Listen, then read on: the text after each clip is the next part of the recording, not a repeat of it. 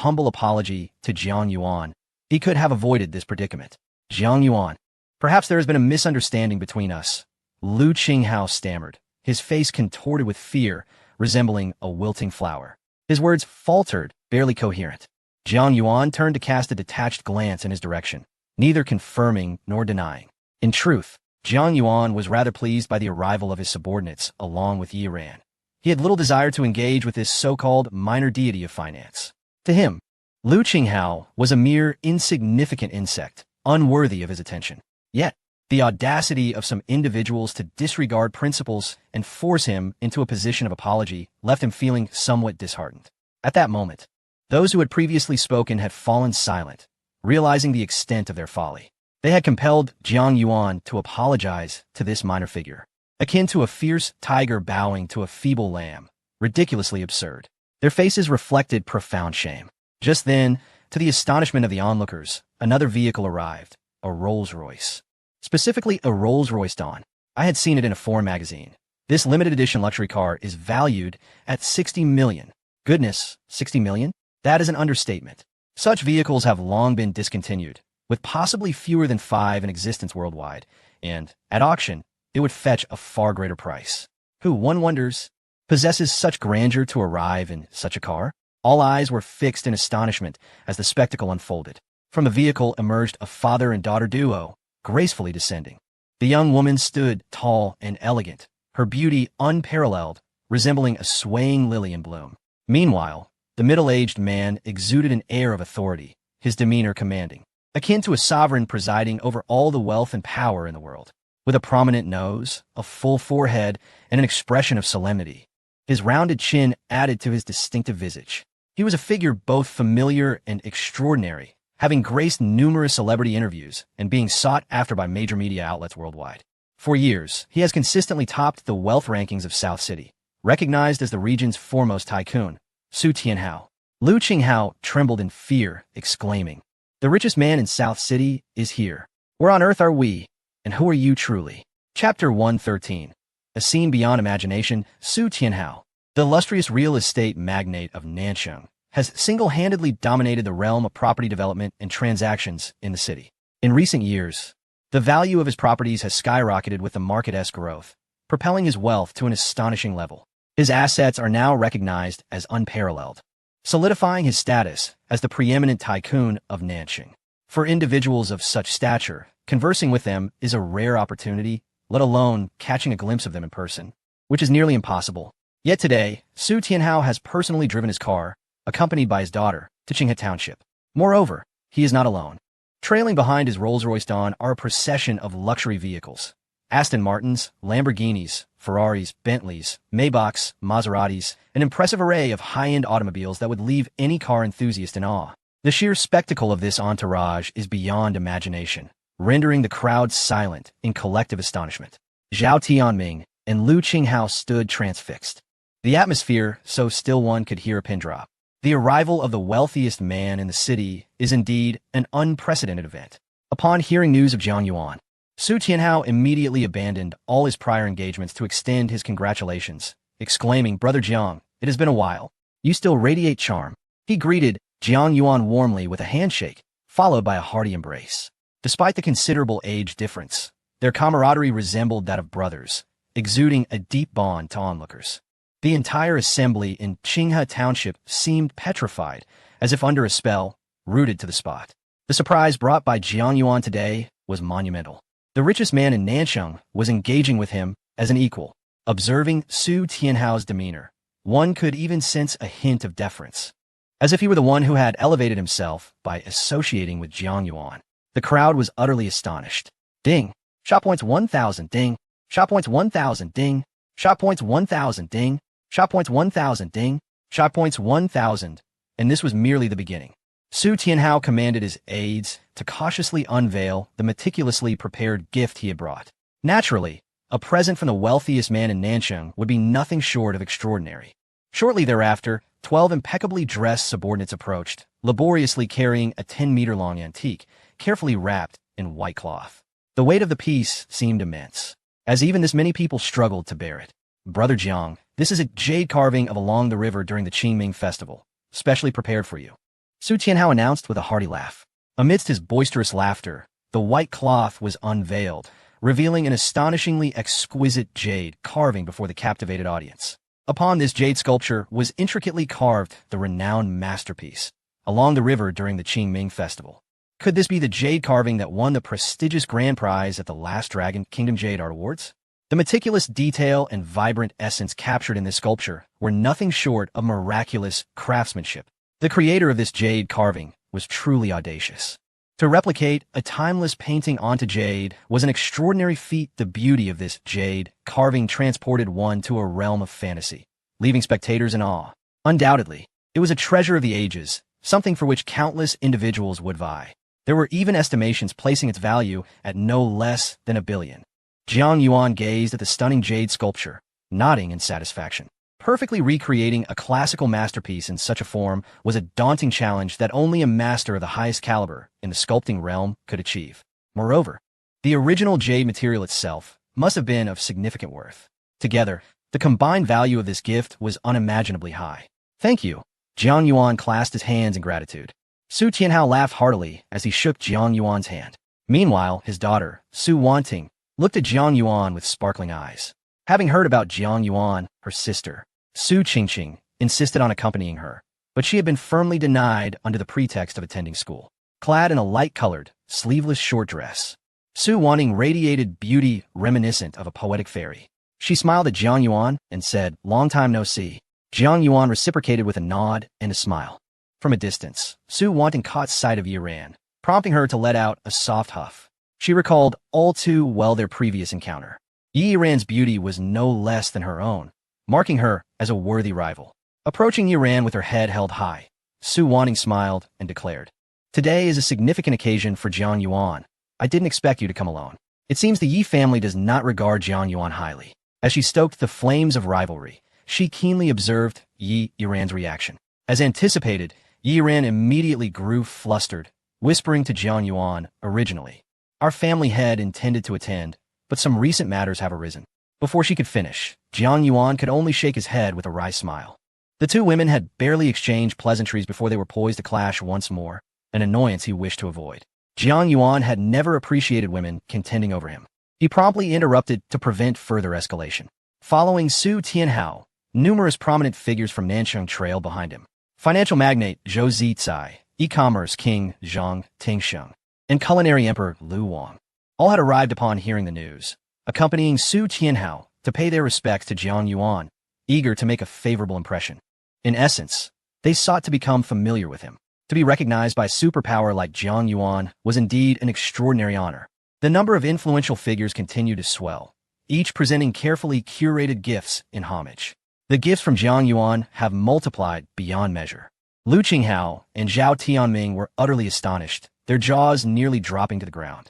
Even the old village chief was left in complete shock. The ancestral worship ceremony in Qinghe Township has traditionally welcomed distinguished individuals, yet the spectacle today was unprecedented in his lifetime. Talented individuals were abundant, and influential figures were as common as dogs. This gathering undoubtedly represented the most extraordinary ancestral worship ceremony in history, without exception. Jiang Yuan's childhood friends and the elders of Qinghe Township were in a frenzy. The financial titan Zhou Zicai, a figure of almost mythical stature and my idol, had personally graced our humble locale.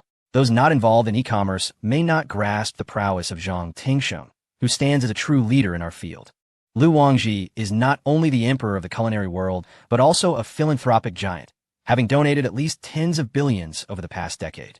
Goodness, these individuals are the CR de la CR across various domains, and they have all come to our small village. It is all due to Jiang Yuan. He is simply formidable. Chapter 114. Unprecedented splendor. Lu Qinghao found himself at a loss for words. Surrounded by such esteemed figures, he felt utterly out of place, akin to a mere jester in a grand circus. Today, an occasion of such significance had unfolded before him. By seizing the opportunity presented by Zhao Tianming, he had been granted the honor of participating in the ancestral worship ceremony alongside these illustrious individuals. Each name among them resonated like thunder, echoing through the heavens. Had he approached this event with sincerity, a chance to cultivate connections with even a couple of these magnates might have propelled him to unimaginable heights. This was an invaluable opportunity, one that countless souls would vie for with fervent desperation. Yet, he squandered it, arriving late due to his indulgence and sloth. To compound his folly, he had clashed with the enigmatic and powerful Jiang Yuan. Cursing his own folly, Lu Qinghao lamented the squandered opportunity and his affront to Jiang Yuan. Feeling as foolish as a pig, consumed by regret, he yearned for a time machine to transport him back, where he would humbly seek Jiang Yuan's favor. Alas, it was too late. He had previously been granted several chances. Perhaps a simple apology, coupled with Zhao Tianming's intercession, could have smoothed over the situation. Instead, pride and a sense of self-importance had rendered him hesitant, indecisive, and vacillating. Now, even if he wished to apologize, the moment had slipped away, eclipsed by the presence of so many eminent figures. He could hardly expect to voice a word amidst such company. I hope Jiang Yuan does not hold a grudge against me. I am merely a fortunate fool, unworthy of his ire, he thought, descending into a state of sheer terror. Desperately, he clutched Zhao Tianming by the arm, swaying anxiously. Brother Tianming, you must help me. Speak a few kind words to Jiang Yuan on my behalf. Implore him not to take a petty offense against someone as inconsequential as myself. Zhao Tianming, still reeling from the revelations of the day, found himself in a daze. The sheer magnitude of Jiang Yuan's connections to Yuan Mei Company had left him feeling as though he scarcely recognized the man. Jiang Yuan's overwhelming strength was disconcertingly foreign to him. The arrival of the wealthiest individual in South City, accompanied by a plethora of top-tier dignitaries, had astonished him beyond measure. Each of them presented extravagant gifts to Jiang Yuan, all in hopes of eliciting a smile from him. Such formidable presence left Zhao Tianming utterly speechless, his mind a blank slate, unable to articulate a single thought. Dignitaries from every sector of South City flocked to the ancestral worship ceremony, creating an unprecedented spectacle. The village elder beamed with joy, his visage seemingly rejuvenated by 2 decades. Within him, a fire burned fiercely, illuminating the extraordinary atmosphere of the gathering. The ancestral worship ceremony is a cherished custom passed down through generations, held in high regard. Yet, despite one's earnest intentions, there are limits to one's capabilities. Unexpectedly, Jiang Yuan, the descendant he cherished most, did not disappoint him. Almost all the prominent figures from the southern city gathered at Qinghe Township for this event, drawn there by Jiang Yuan. Such a display of influence is unprecedented and unparalleled. Truly a rare phenomenon.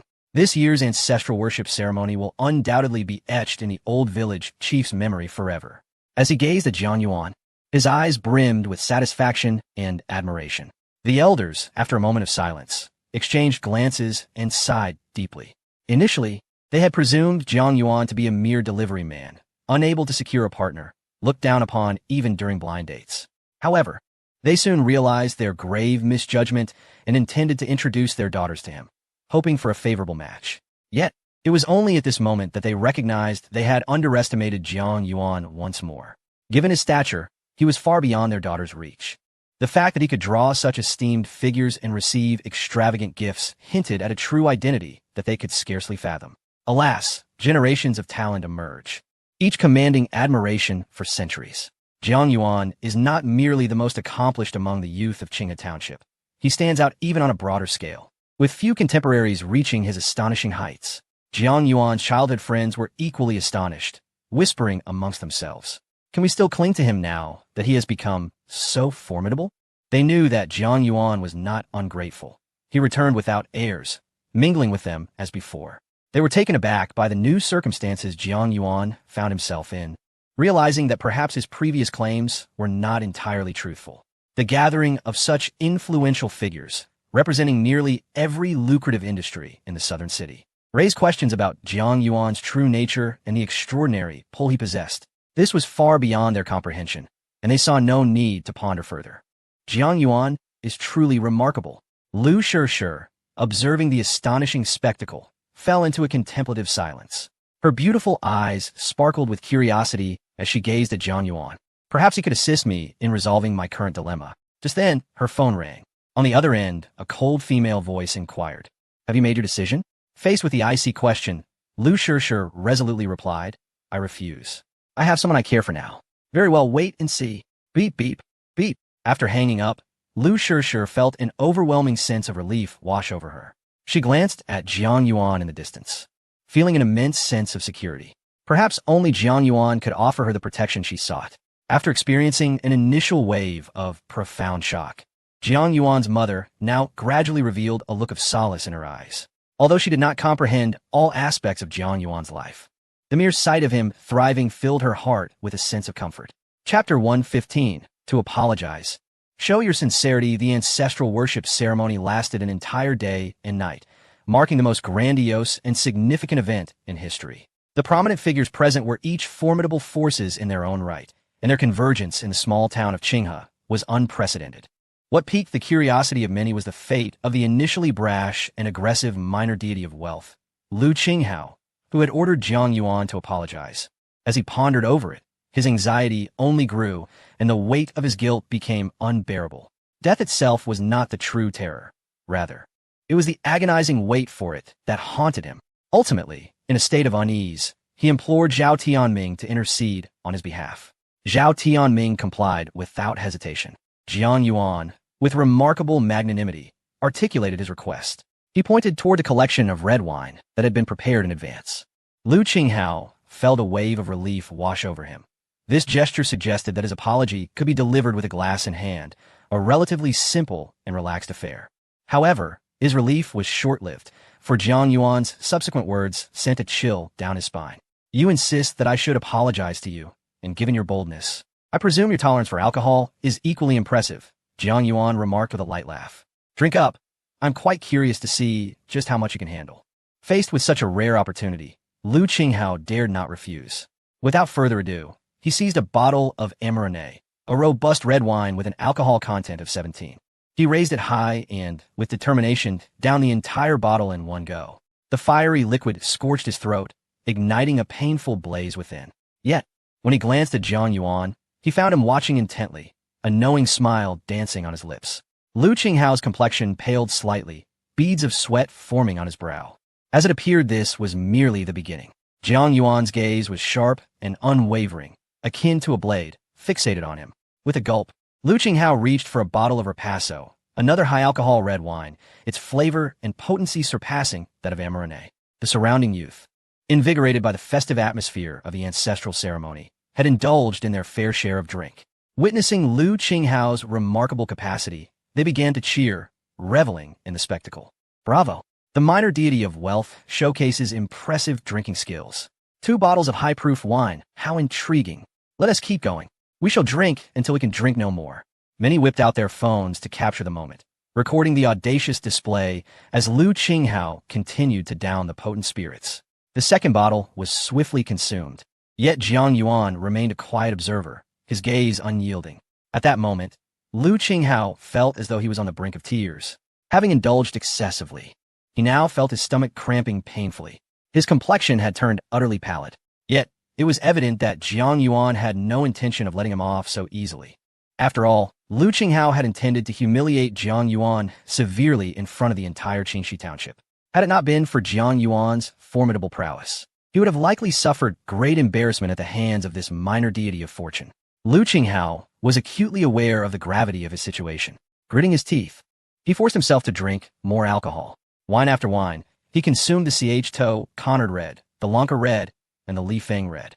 Lu Qinghao had lost count of how much he had drunk, merely pouring spirits down his throat in a frenzy. Eventually, as the world spun around him and his senses blurred, he felt on the brink of alcohol poisoning. It was only then that Jiang Yuan, satisfied, began to applaud.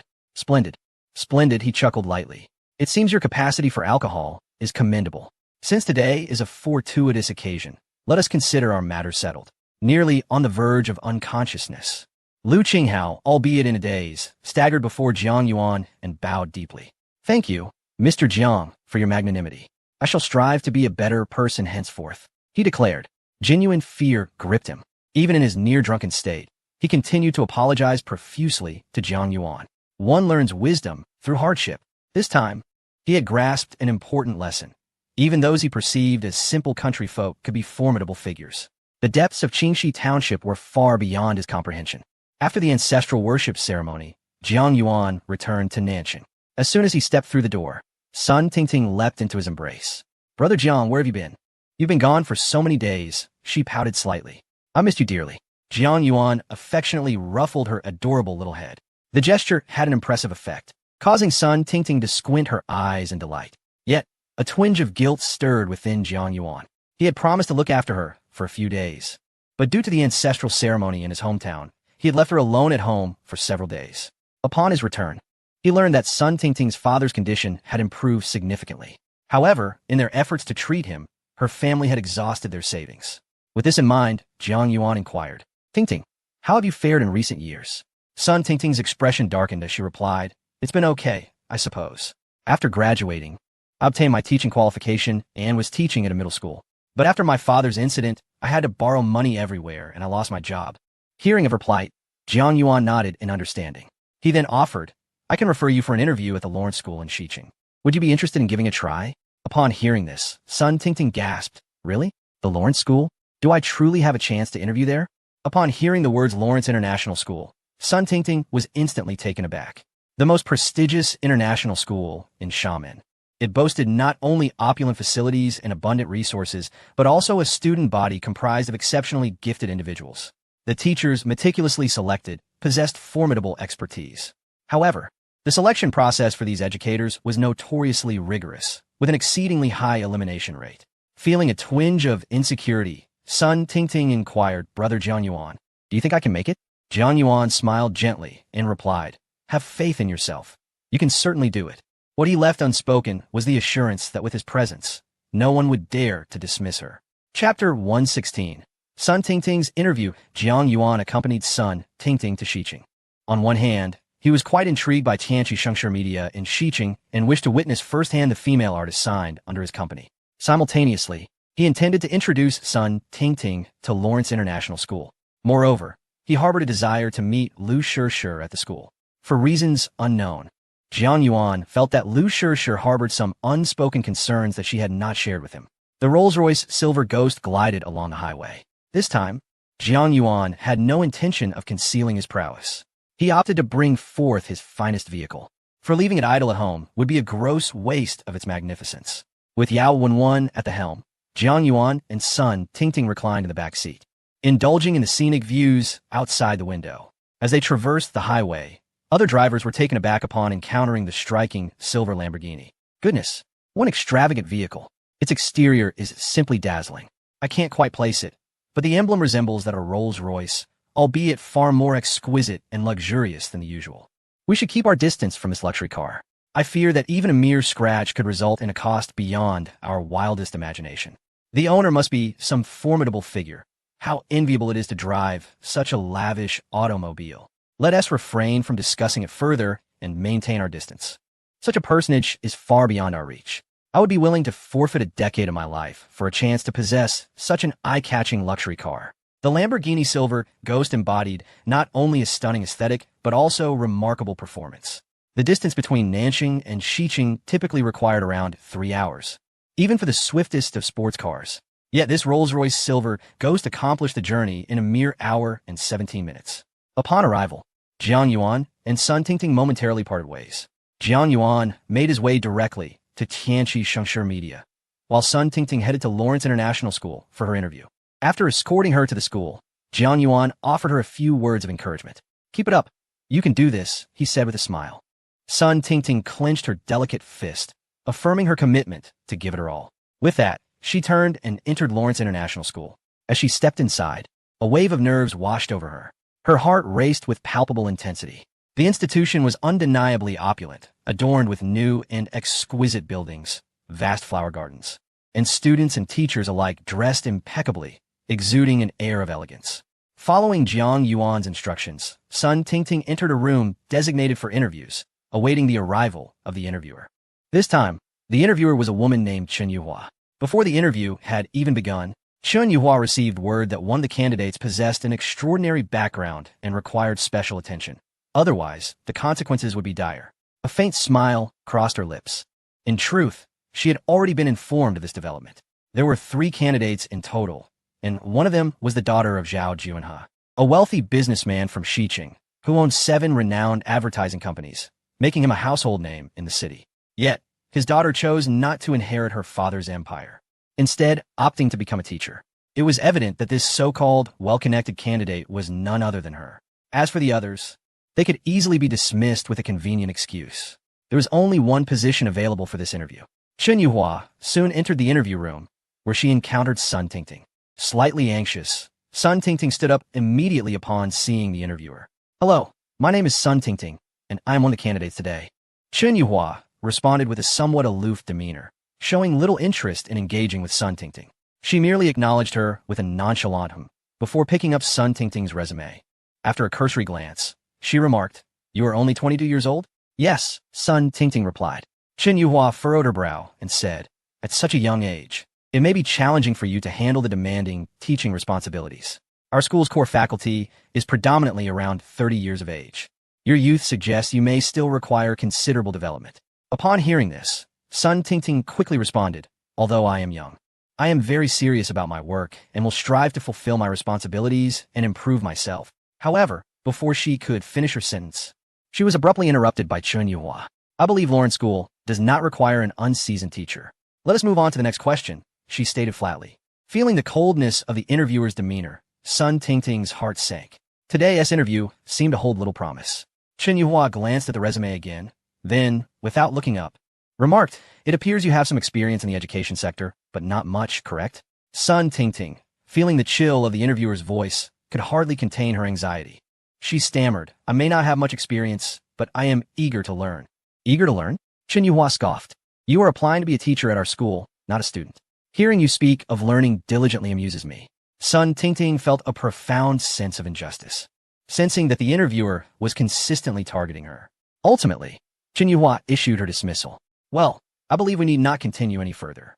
Generally speaking, even when rejecting a candidate, an interviewer would typically offer some polite remarks, such as suggesting that the individual await further news. However, Chen Yuhua's abrupt and direct dismissal of Sun Tingting was evidently indicative of a most unpleasant demeanor. Left with no other choice, Sun Tingting departed with a heavy heart. After her exit from the room, she unexpectedly encountered Director Lin, one of the board members of Lawrence Middle School, who had come in person. Chen Yuhua, realizing the importance of the moment, hastily rose to receive him.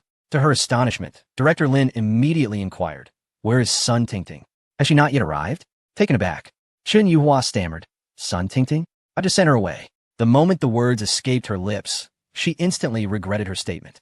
For Director Lin, visibly enraged, retorted, "She was introduced by Director Jiang. How dare you dismiss her so callously? Quickly retrieve her. If you fail to bring her back, prepare to pack your things and leave." Chapter 117. The astonishing turn of the interviewer's attitude, Chen Yuhua was utterly bewildered. Lin, the school director, was the most senior member of the board at Lawrence School. Typically, he maintained a demeanor of cordiality and composure. However, today, he erupted in fury simply because she had declined a new interviewee. His anger was palpable, veins bulging, and he threatened to have her pack her things and leave immediately. Chen Yuhua had never witnessed such overt resentment before. She was no fool. She quickly grasped the gravity of the situation. "You mentioned that this new interviewee was introduced by Director Jiang. Are you referring to our school's recently appointed?" Chen Yuhua ventured cautiously. "Jiang Yuan." The moment she uttered the name, she was met with a torrent of scorn. Lin was nearly apoplectic, rebuking her. "What stature does Director Jiang hold, and you dare to address him so casually? Hurry and bring that person back. If you delay," and Sun Tingting complains to Director Jiang, "we are doomed. Go at once." The thunderous reprimands ringing in her ears sent a jolt through Chen Yuhua. "But what about Zhao Ju and his daughter?" She hesitated. Lin, exasperated, nearly shouted, "What nonsense about Zhao Ju and her? Can he even compare to Director Jiang? You're fretting over whether his daughter gets admitted when you should be more concerned about whether a eunuch can bear children. Move quickly." Chen Yuhua understood completely. She dashed out, fervently pursuing the direction in which Sun Tingting had departed. Goodness, she had inadvertently stirred a colossal blunder. The interviewee with significant backing was not Zhao Juna's daughter, but rather the enigmatic new board member, Jiang Yuan. Although she had heard the name Jiang Yuan only a handful of times, it paled in comparison to the notoriety of Zhao Juanhe, the advertising magnate. However, if even the cunning Lin was so visibly rattled and irritable, it indicated that Jiang Yuan was indeed extraordinary. At the very least, his influence was on par with Zhao Juanhe's. And here she was, mocking an interviewee recommended by such a prominent figure. This was unequivocally cold violence. If Sun Tingting lamented her treatment to Jiang Yuan, he would surely stand up for her. What monumental blunder she had made. The more Chen Yuhua contemplated, the more fear consumed her, compelling her to run with all her might. Her mind was a blank slate, fixated solely on catching up with Sun Tingting to rectify her mistake. In an instant, her frantic, disheveled dash became a peculiar spectacle within the school. "Isn't that Director Chen? Why she seems so hurried? What on earth has happened? She appears to be in quite a rush. Her face is drenched in sweat. One might think she's been robbed." Thankfully, Sun Tingting, feeling dejected from her failed interview, was walking particularly slowly. Chen Yuhua soon caught up with Sun Tingting. Wait a moment. Please don't go." Chen Yuhua gasped, nearly gasping her heart out. "You've been hired." Sun Tingting was bewildered. She looked at the interviewee before her, panting heavily, her mind swirling with questions. Hadn't she already failed the interview? Why was the interviewer suddenly declaring that she had been hired? "Did you perhaps make a mistake?" Sun Tingting asked hesitantly. "Didn't you just say that I was too young to handle teaching responsibilities?" No. Chen Yuhua immediately shook her head, her motions reminiscent of a rattling drum. Every situation has its dualities. Upon reflection, being young has its advantages. Youth signifies strong malleability, boundless potential, and limitless prospects. Chen Yuhua seemed to find her earlier remarks insufficient, and added, "Moreover, youth embodies vitality. We, with our years, require fresh forces like you to invigorate our team and infuse it with energy." Sun Tingting's expression of confusion deepened. "But didn't you just mention that I lack teaching experience and would struggle with the challenges of teaching?"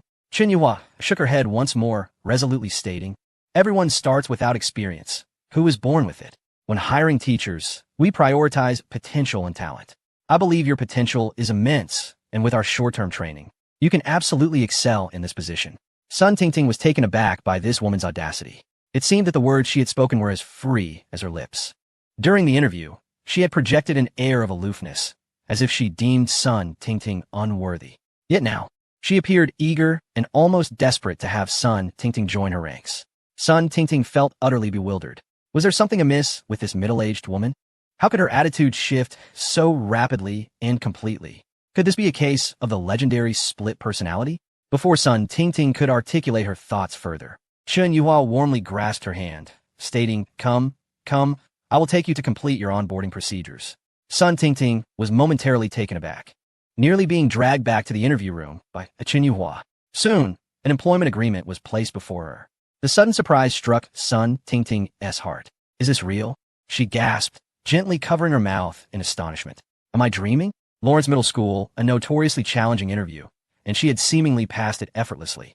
Nearby, two girls appeared somewhat dejected, clearly having been eliminated. Among them, a girl surnamed Zhao furrowed her brow in deep dissatisfaction, seemingly perplexed as to why she had been eliminated while someone else managed to effortlessly succeed. Sun Tingting was no fool. After her initial joy and excitement subsided, she quickly grasped the situation. Could it be due to Jiang Yuan? Sun Tingting was taken aback by the thought. The last time he had assisted, she had merely sensed his considerable abilities. However, it now appeared that she had underestimated him. Even those from Lawrence Academy seemed to fear him. Suddenly, a desire to meet Jiang Yuan and clarify everything surged within her. Meanwhile, Jiang Yuan was leisurely approaching Tianqi Shengshi Media, intrigued by the female celebrities he had only ever seen on television and the internet. However, an unexpected phone call jolted him. "Hello, Director Jiang. I am Zhang Jiayao, your newly appointed secretary at Tianqi Shengshi Media. You may call me Xiao Zhang." It was his secretary reaching out. Jiang Yuan inquired, "Why the sudden call? Is there something amiss?" "Actually, our company is currently in the midst of the new talent season additions for this quarter, and the higher-ups wish to invite you to offer your insights and guidance in person." The mention of a new talent auditions piqued Jiang Yuan's interest. Each summer, renowned media companies held auditions where aspiring talents showcased their skills and beauty, competing to join various mentor groups. The winners would secure coveted opportunities to debut. The participants were often stunningly beautiful, possessing both talent and grace. One could encounter ethereal beauties. The prospect of serving as a judge and participating in the event was exhilarating. "Very well, I shall attend." Chapter 118. Talent Selection Competition. This job-seeking season is indeed bustling. Jiang Yuan chuckled, having just escorted Sun Tingting to her interview. He found himself unexpectedly stepping into the role of an interviewer. The Grand Talent Audition hosted by Tianqi Shengshi Media during the summer's newcomer season is a remarkably significant event. After all, the ability of a media company to attract quality fresh talent and sign promising artists is of utmost importance. Thus, the scale of this audition is immense, encompassing an entire building dedicated to selection and assessment. It has become a hot topic across the internet. Here, a plethora of potential newcomers has gathered, meticulously filtered for their looks and talents from all corners of the world. They have successfully passed the preliminary round and are now poised to face even more rigorous evaluations. Each year at this time, trending searches are dominated by news related to the newcomer season, often featuring reports about certain goddesses with stunning looks and outstanding figures, or someone whose voice is simply divine. Naturally, accompanying these stories are short video clips of these enchanting women. In the past, Jiang Yuan could only admire these captivating figures from behind screen. He had once entertained the thought that perhaps one day he might compete and meet these extraordinary beings in person. However, he never anticipated that his wish would be granted, and he would be present as a judge. When turn around, Jiang Yuan commanded. Let us head to Tianqi Building. Understood, boss. The Rolls-Royce Silver Ghost sped with remarkable swiftness to their destination. However, upon their arrival, the audition was already in full swing. Boss, why don't we contact the organizers and have them come out to greet us? Yao Wenwen suggested. Jiang Yuan shook his head, promptly dismissing the idea. The competition has already commenced. There is no need to make such a fuss. We should maintain a sense of humility. Humility? Yao Wenwen thought to herself, glancing at the gleaming Rolls-Royce Silver Ghost. It was indeed ironic to speak of modesty while arriving in such a luxury vehicle. Nevertheless, she confined her silent criticisms to her thoughts, knowing it would be unwise to challenge Jiang Yuan directly. Jiang Yuan casually instructed, "You go ahead and park the car." "Yes, sir," Yao Wenwen replied, immediately preparing to carefully park the invaluable vehicle. However, she was cautious not to rush, fearing even the slightest mishap. If this luxury car were to incur any damage, it would be beyond her means to compensate. Meanwhile, Jiang Yuan strolled leisurely through the building. The pace of the competition was remarkably swift. The first batch of candidates who successfully advanced had already emerged. Jiang Yuan cast a brief glance and immediately noticed a goddess-like beauty with an icy demeanor and a countenance so exquisite it could rival that of a fish or a flower. This beauty, she must be on par with Lu Shishir, he mused with a slight smile. He harbored no ulterior motives. He simply relished the sight of beautiful women, feeling uplifted and content. Surrounding the ice goddess, a few young men hesitated. Gu Jining was the top contender at the event. It goes without saying that with her striking beauty, she was likely to secure victory the moment she stepped onto the stage. Unfortunately, her demeanor was rather aloof. The last time I attempted to engage her, I was met with a chilling rebuff. Indeed, during my previous attempt, she bluntly told me to leave. Such a goddess would likely never acknowledge ordinary men like us. Coincidentally, these young men noticed Jiang Yuan, who was admiring the beauty and was in high spirits. They promptly advised him, "Brother, give it up. Women like her are out of our league. Though you may be somewhat handsome, it won't matter." Upon hearing their words, Jiang Yuan felt intrigued.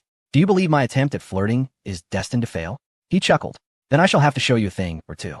After slightly adjusting his appearance, Jiang Yuan approached the ice beauty, Gu Jining, who was engrossed in her phone, chatting with her friend. However, she heard a stranger's voice beside her. "Hello, I'd like to get to know you. Could you share your contact information with me?" Jiang Yuan said, his tone cheerful and sincere, exuding confidence. Gu Jining initially had no intention of looking up, as she was accustomed to men attempting to flirt with her, typically employing the same mundane tactics. It was tiresome.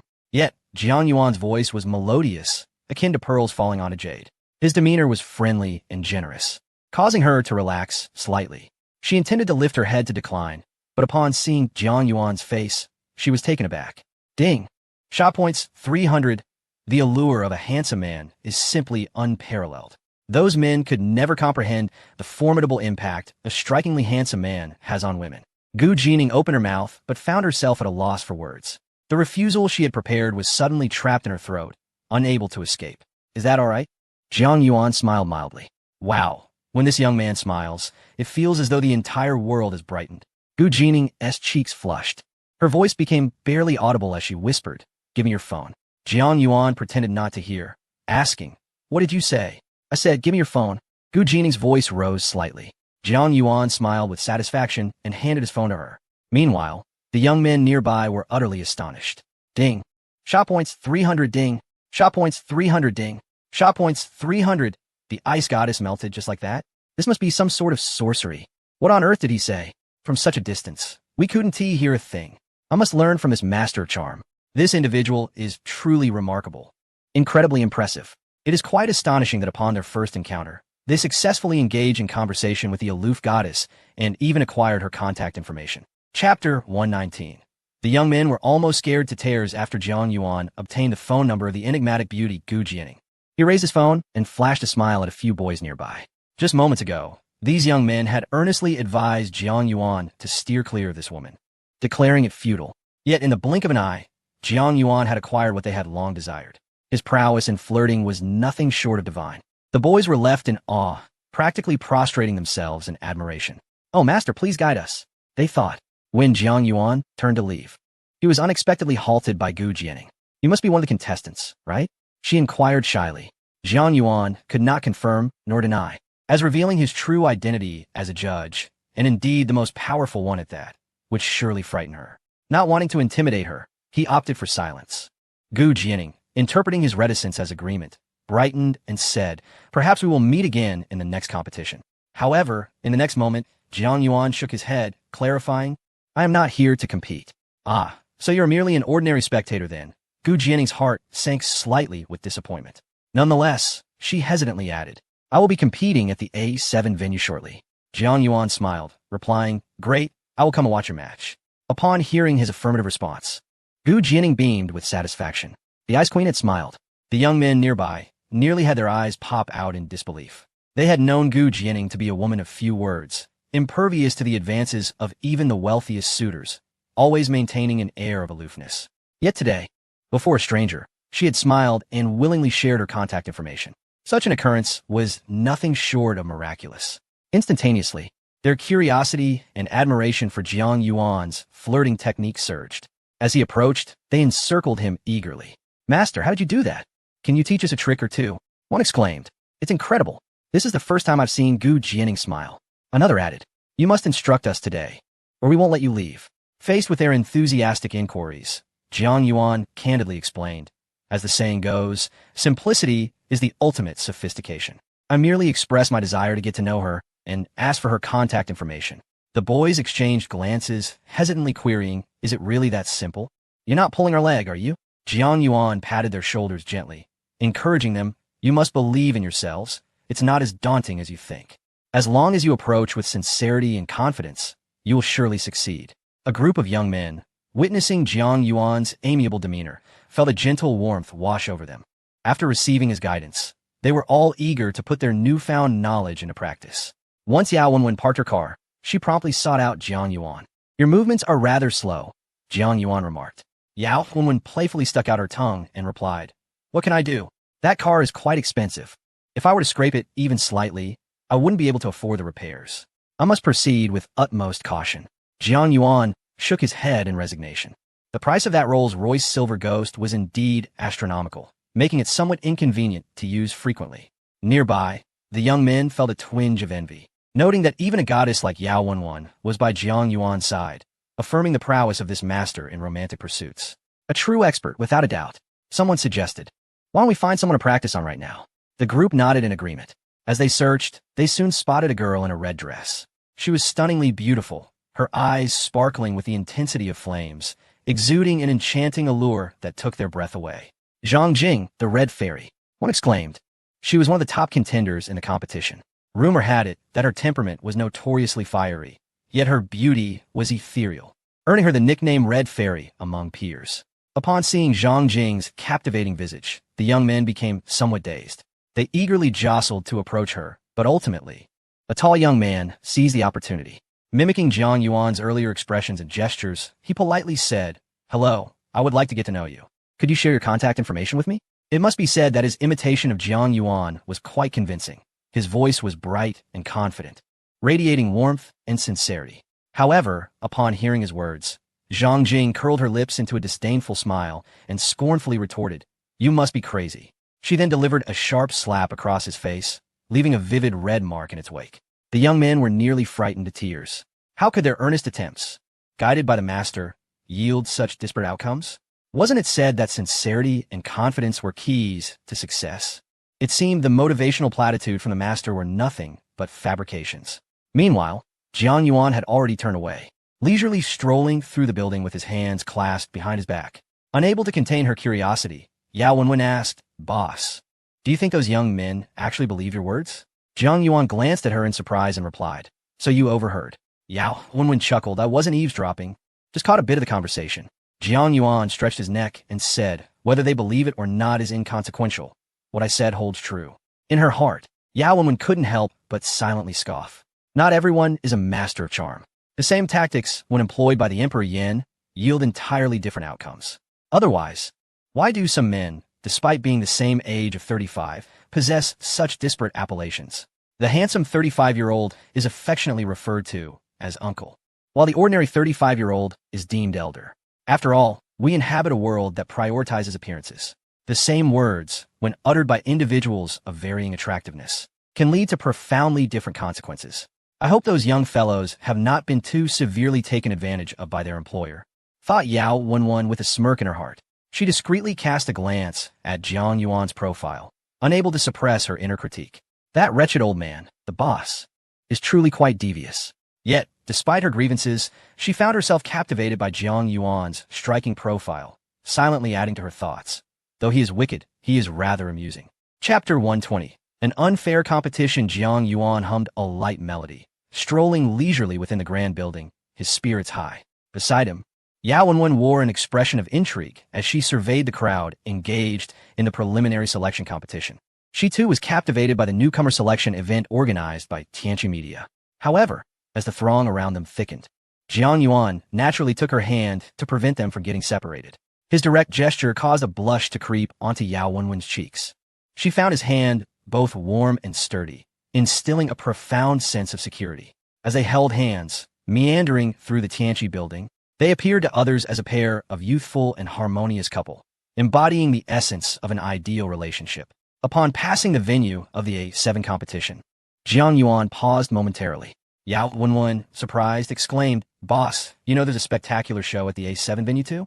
It is said that every selection round features some remarkable talents. Let's go take a look." Jiang Yuan nodded and, still holding her hand, entered the A7 venue. At that moment, a contestant was performing on stage, captivating the attention of 3 judges who listened intently. Below, several young women awaited their turn to compete, one of whom was Gu Jianing. She discreetly searched the audience for Jiang Yuan's figure, but to her dismay, she found none, which left her heart slightly heavy. Nevertheless, she soon shook off her disappointment and focused on preparing for her upcoming performance. Beside her, a mixed-race girl named Anna displayed a sly smile. She had thoroughly prepared for today's competition, as her father had already made introductions with the 3 judges. Regardless of her performance, she was confident in her ability to advance. Even though only one spot was available, she was certain she would not falter, owing to her father's status as one of the sponsors of the event. Anna cast a glance at the other contestants, stifling a laugh. Little did they know, while they toiled in silence for a chance to break through, she had already secured her place in the finals. Different fates for similar souls, indeed. She wore an air of carefree confidence, almost flaunting her triumph. In fact, she subtly threw flirtatious glances at the judges, reveling in her perceived superiority. The competition on stage progressed swiftly, and soon it was Anna's turn. She chose to sing the classic foreign song Lonely. However, as soon as she opened her mouth, the audience was nearly driven away. Her voice was not only dry, but lacked the finesse that comes from diligent practice. The quality was disappointingly poor. The audience murmured in discontent, expressing disbelief that such a performance could even qualify for competition. What a dreadful sound. How could this even be considered? Surely someone is backing her up. A connection, without a doubt. They whispered amongst themselves, their dissatisfaction palpable. However, they were also aware that in such competitions, the presence of few connections rendered success nearly impossible. Such occurrences transpired annually, though the news was often suppressed. Those with connections, no matter how poorly they performed, could always be guaranteed a free pass. After all, prior to the semifinals, when it was merely an audition, there were no live broadcasts, allowing for unchecked liberties. Anna's performance was rather mediocre, and she seemed somewhat embarrassed by her own shortcomings. Nevertheless, her thick skin allowed her to torment the audience with an entire song before finally departing the stage. Even Jiang Yuan, known for his good temper, could not help but frown deeply at the unbearable sound. Beside him, Yao Wenwen was infuriated, exclaiming, "This is utterly atrocious. I could do better." Fortunately, the next contestant was Gu Jianing. As Jiang Yuan beheld her beauty, his previous discontent vanished in an instant. The sight of a lovely woman could effortlessly uplift one's spirits. Gu Jianing's choice of song was a classic piece of traditional Chinese music, Blue and White Porcelain, one of Jiang Yuan's favorites. As she began to sing, she instantly captivated the attention of everyone present.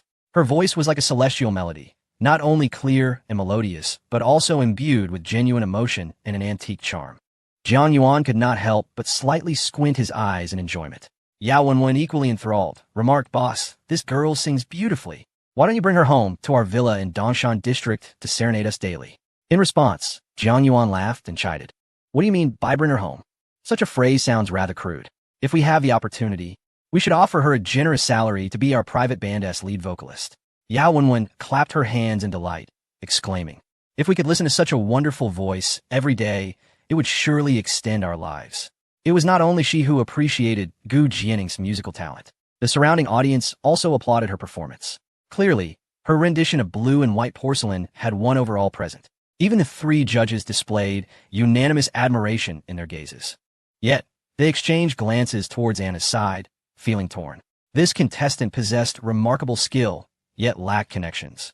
While Anna's singing was subpar, her father was the sponsor of this competition, our benefactor, with only one spot available for advancement. The three judges deliberated quietly for a considerable time, ultimately arriving at a decision that was difficult to accept. As the results were announced, the victor of this contest was revealed to be Anna. Upon hearing this result, the audience in the A7 venue displayed expressions of profound displeasure. An uproar erupted. It was a blatant injustice, utterly transparent. Even a modicum of subtlety would have sufficed. I cannot accept this outcome. It is nothing short of an affront to our ears. The singing of this Anna air is so unpleasant, yet she manages to break through. Anyone can discern who possesses true vocal talent. In response to the audience's inquiries, the three judges, seasoned veterans, began their rehearsed rhetoric. "Ladies and gentlemen, I can empathize with your sentiments. However, our selection process at Tianqi Media involves not only vocal ability, but also a set of internal evaluation criteria. Factors such as appearance, potential, and innate talent, among others, have all been meticulously assessed through our professional lens. Rest assured, our selection will be fair, just, and transparent." Listening to this bureaucratic drivel, Jiang Yuan felt a surge of dissatisfaction. Was this not an obvious form of bullying? In terms of appearance, Gu Jianing's beauty far surpassed that of the mixed-race girl. The other claims regarding potential and talent were mere nonsense. It seemed that Anna Air had significant backing, prompting these judges to speak with blatant dishonesty. Unable to contain his frustration, Jiang Yuan strode directly towards the stage. Chapter 121. The judges were stunned. The surrounding audience, upon hearing the scripted remarks of the three judges, felt a twinge of anger within, yet found themselves utterly powerless. After all, the criteria for selecting contestants were dictated by them. Their words held sway, and the truth was theirs to define. Even if one were to ascertain that a conspiracy was afoot, what could these ordinary individuals do against the judges who colluded in secrecy? Their most potent response would merely be to vent their frustrations vocally. Even if they were to record this segment and upload it online, presenting irrefutable evidence, the news would ultimately be suppressed and met with indifference. The entertainment industry is rife with such murky dealings, and they had witnessed far too many instances of this nature. Thus, most could only seethe in silence. Just as the results were about to be finalized and Anna was basking in her triumph, a sudden interruption occurred. "Wait," Jiang Yuan called out loudly. "Please, allow me to speak." The unexpected turn of events left everyone momentarily stunned. The handsome stranger, Jiang Yuan, stepped onto the stage, seemingly poised to express something significant. As Gu Jianing faced imminent elimination, particularly due to a conspiracy that favored a contestant with inferior skills, she felt a pang of injustice. However, upon seeing Jiang Yuan's familiar face, a spark of surprise lit within her. Could it be that this charming young man intended to stand up for her? Such an act would indeed be remarkably gallant. Anna, however, felt a surge of displeasure. "Though you may be quite handsome, I implore you not to disrupt my good fortune," she thought. The results had already been announced, and victory was tantalizingly close. If he dared to meddle, she would ensure her father dealt with him. With a somewhat sullen gaze, Anna fixed her eyes on Jiang Yuan, waiting for him to speak. The three judges also shared a sentiment of annoyance. "We've already delivered all the formalities. What more do you desire? This is merely a minor competition. The outcomes are ours to determine." What business do you, a mere spectator, have in causing a ruckus? Be cautious, lest you be removed. Yet, Jiang Yuan disregarded their glares and boldly declared, Since you possess your professional qualities and discerning eyes, I too possess such attributes. This proclamation piqued the curiosity of the onlookers, who turned their attention to Jiang Yuan, eager to hear his words. They too harbored indignation toward the apparent conspiracy, yet felt powerless to act beyond verbal complaints. If this young man were to speak out for justice, they would undoubtedly hold him in high regard. With an earnest demeanor, Jiang Yuan pointed towards Anna and began to speak absurdly. This young lady's complexion is both pallid and dark, indicating recent financial misfortunes. Furthermore, the pink hue of her cheekbones is marred by shadows, suggesting a deficiency in vitality and a lackluster career path, which may lead her to legal troubles. Observing her pointed chin, it is clear that only those with acerbic and bitter tongues possess such a feature, a telling sign of poor social relations. In summary, it is evident that this individual is a harbinger of misfortune, and I would advise against hiring her. Subsequently, he pointed at Gu Jiani, stating, This young woman appears pallid, which signifies a smooth flow of fortune. Furthermore, the color of her cheekbones mirrors her complexion, indicating a promising future in her career. Thus, I recommend employing this young lady. Jiang Yuan spoke with utmost seriousness, yet his words resonated with conviction and logic. Upon hearing Jiang Yuan's remarks, the crowd momentarily froze in surprise, soon erupting into muffled laughter. This young man is quite humorous, basing his judgments on facial features. He likely could not bear the sight of such corruption, which is why he took the stage to advocate for this young woman. Remarkable. Although his words were absurd, his righteous stance was undeniably charming. There is a sense of vindication. This young man is incredibly brave, and I admire him. It is unfortunate, however, that he may soon be dismissed as a troublemaker by the authorities. Alas, it seems inevitable. Gu Jiani found Jiang Yuan's statements somewhat amusing, yet was also touched by them. While others merely observed, Jiang Yuan boldly stood up against authority to speak on her behalf. Yet, she could not suppress her worries. Jiang Yuan's defense might lead to him being unceremoniously ejected by security. Anna's expression grew darker with each word, nearly resembling a piece of charcoal. How dare he describe me as a harbinger of misfortune? This young man has clearly lost his senses. Not only did he come in and spout nonsense about facial features, but he also had the audacity to slander me. I must teach this fellow a lesson.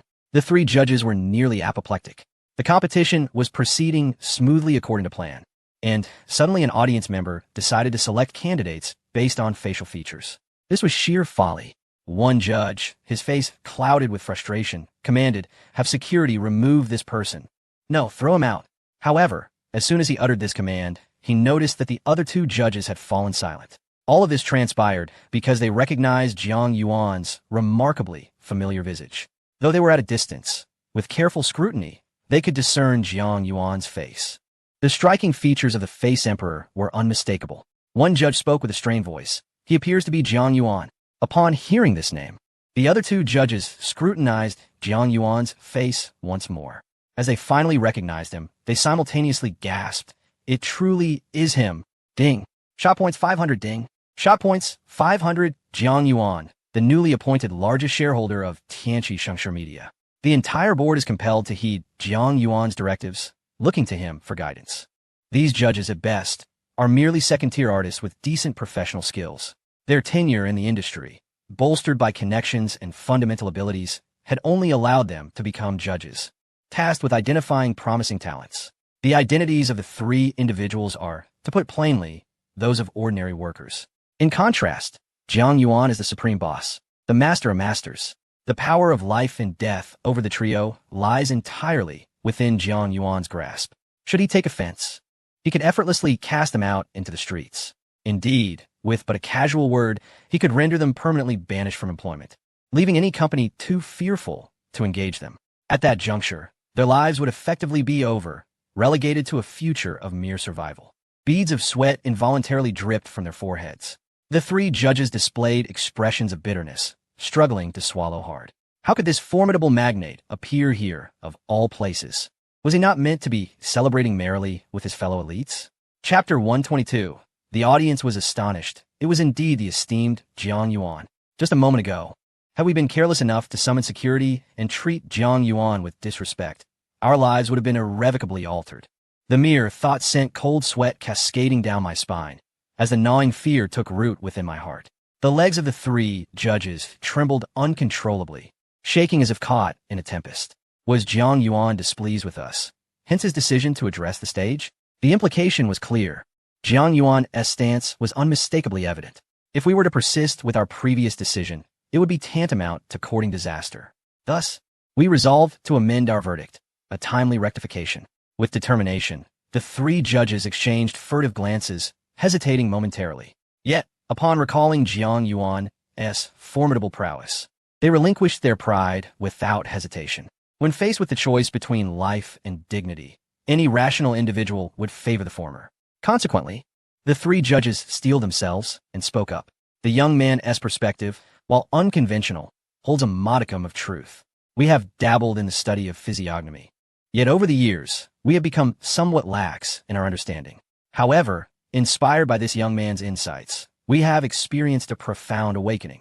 Thus, with unanimous consent from our panel, we declare that the victor of this competition is Gu Jianing. The judge's proclamation immediately ignited a fervor among the audience. Gasps of disbelief rippled through the crowd. Did I hear correctly? These three judges not only refrained from having security eject this young man, but also altered their decision based on his mere words. Who is this young man? His influence is astonishing. His casual remarks wield the power to sway the judges as if they were immutable laws.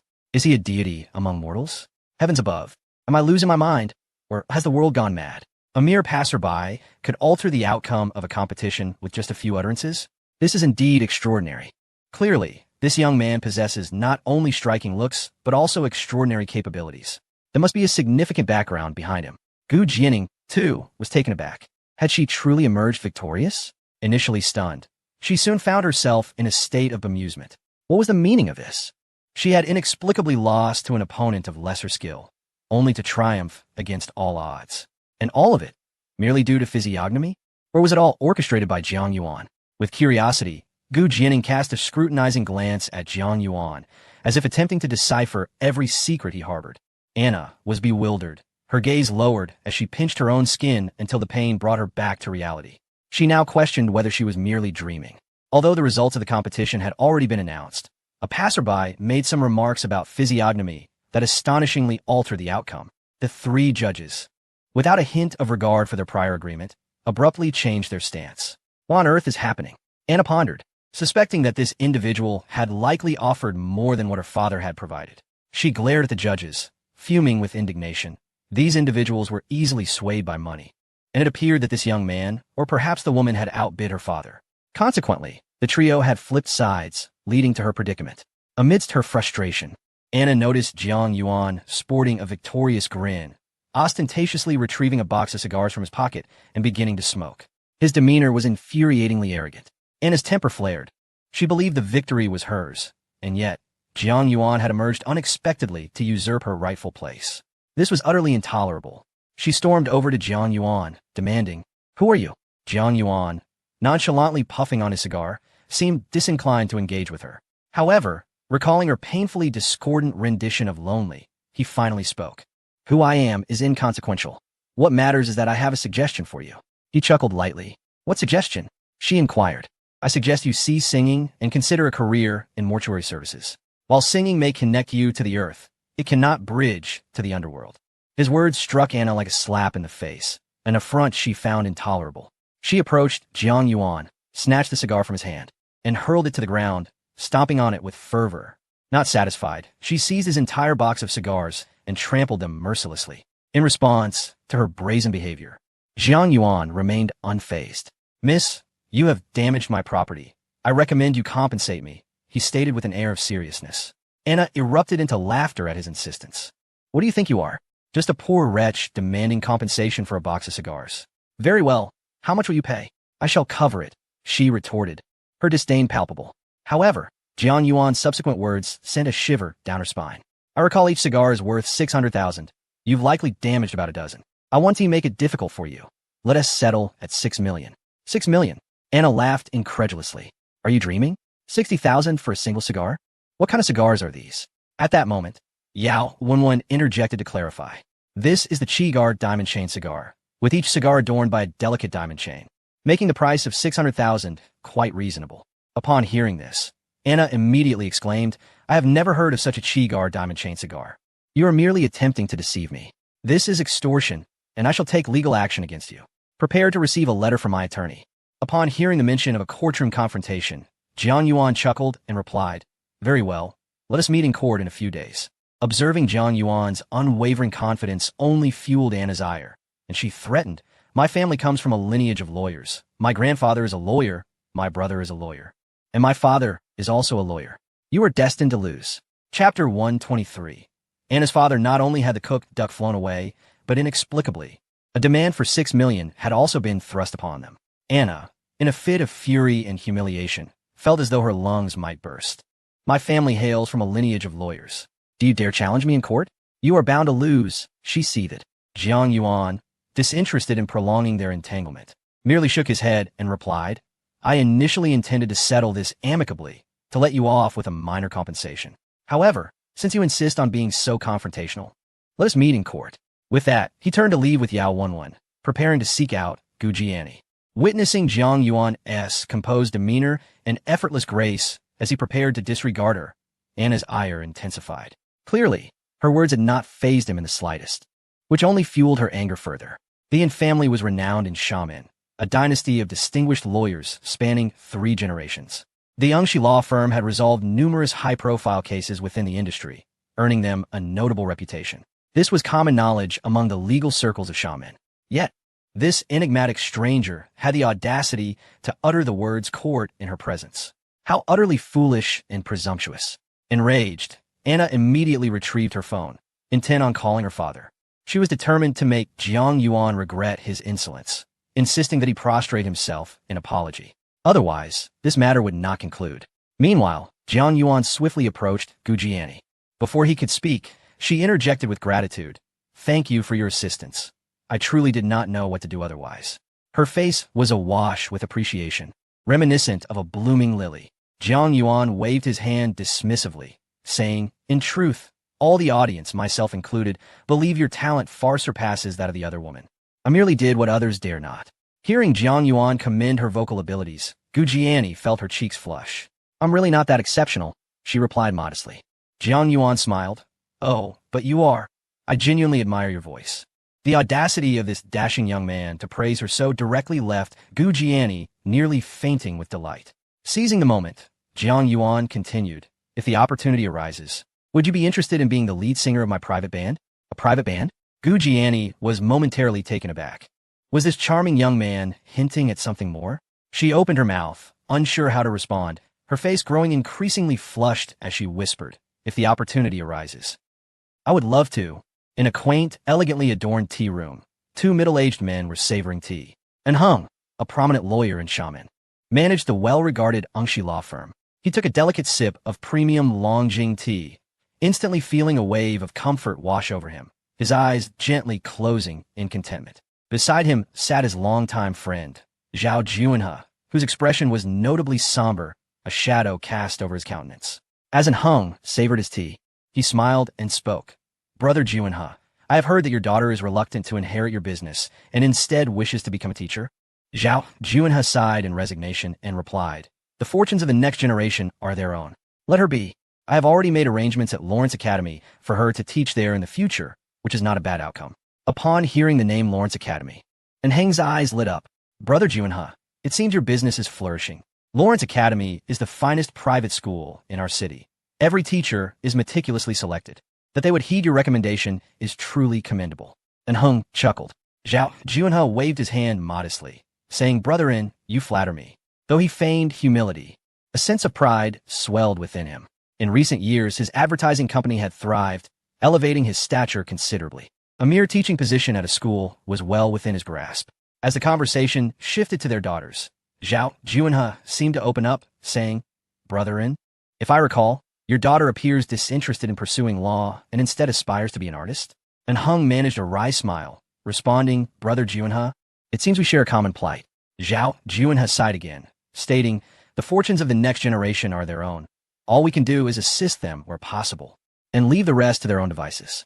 Both men, burdened by the rebellious choices of their daughters, shared a sense of camaraderie in their troubles. At that moment, Heng's phone rang. Upon answering, he discovered it was his daughter, Anna, calling. Her voice trembled with emotion as she sobbed, "Dad, I've been bullied. I was competing at the A7 venue, and I performed exceptionally well. I was on the verge of victory. The judges were pleased with my singing, and the audience believed I deserved to win. However, just as the judges announced my victory, a pesky boy disrupted everything. He spouted nonsense about appearances, managing to sway the judges and unjustly award my victory to another girl. He even claimed that I damaged his cigarette and insisted it was worth $600,000, demanding compensation from me. Dad, I feel so wronged." Hearing his beloved daughter being mistreated, Anhung furrowed his brow, a wave of displeasure washing over him. Hadn't he already made arrangements? How could the judges go back on their word? And what kind of cigarette could possibly be valued at $600,000? This was clearly the act of a fraud. Understanding her father's temperament well, Anna refrained from inciting further anger. Instead, she spoke in an endearing tone. "Dad, I'm just sharing this with you. Please don't intervene on my behalf.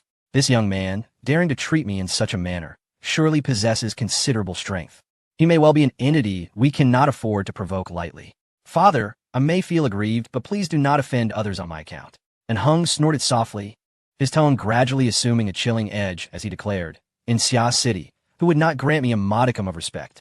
Furthermore, what power can a mere petty extortionist possess? I believe this fellow is simply courting death." After ending the call, Anhung's expression oscillated between dark and light, and he instinctively touched his nose. Those familiar with him knew that this small gesture signified his impending fury. Zhao Junhe, naturally aware of this, furrowed his brow and inquired, "And what has transpired?"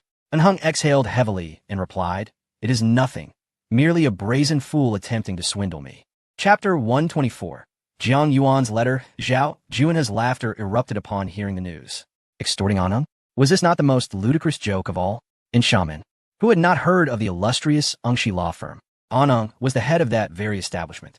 To attempt to extort him was sheer folly. One might as well prepare for a lawsuit that would render him destitute.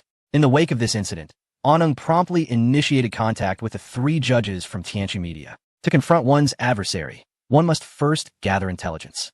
Anhung sought to extract information about Jiang Yuan from these 3 judges.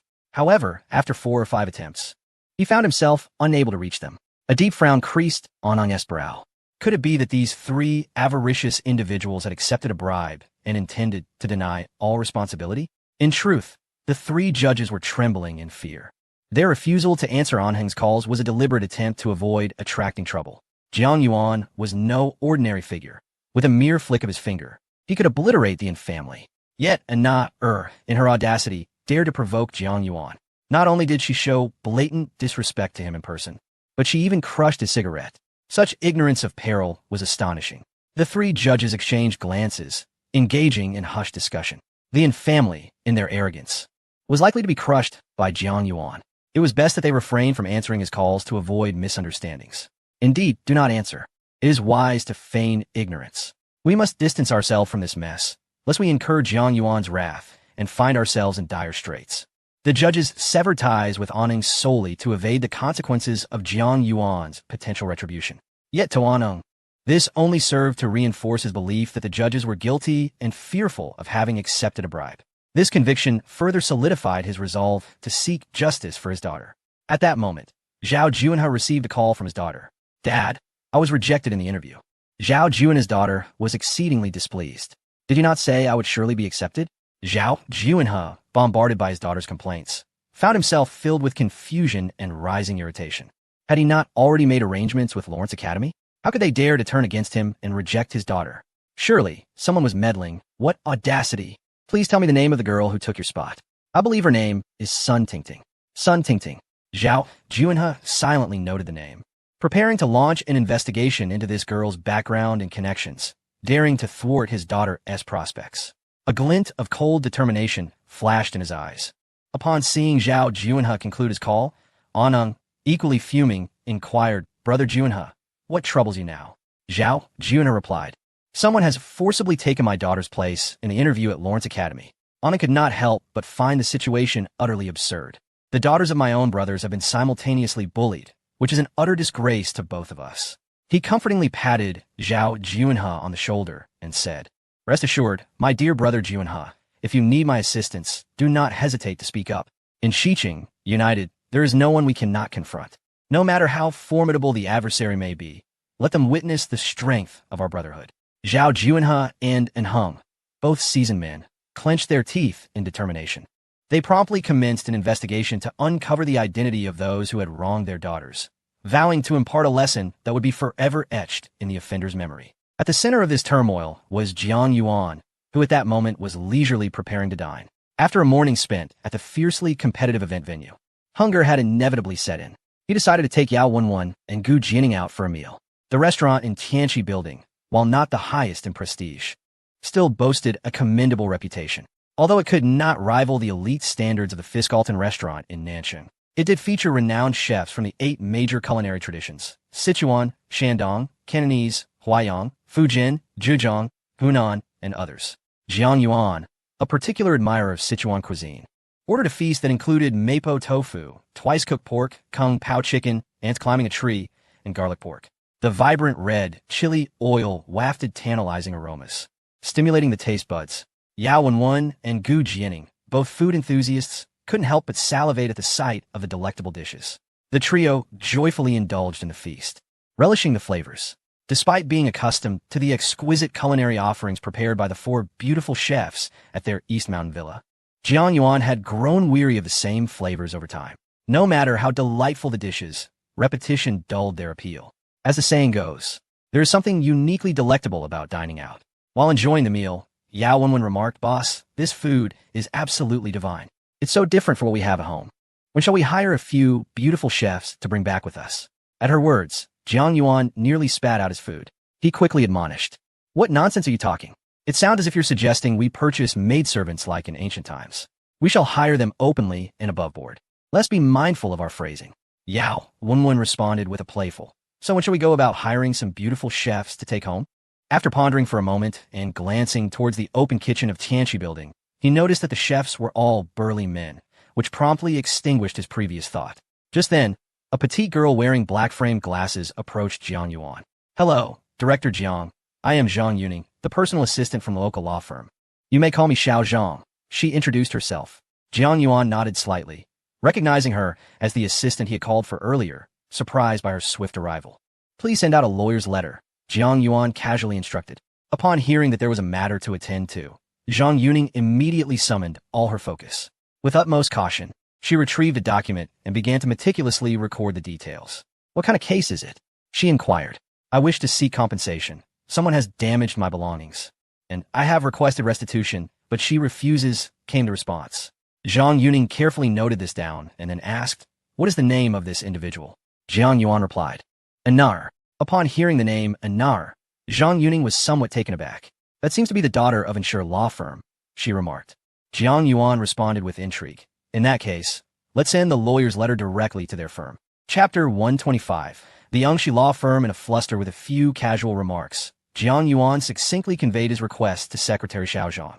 Xiao Zhang, with a serious demeanor, meticulously recorded every detail. This was a lawyer's letter initiated personally by Director Jiang, and she dared not be careless.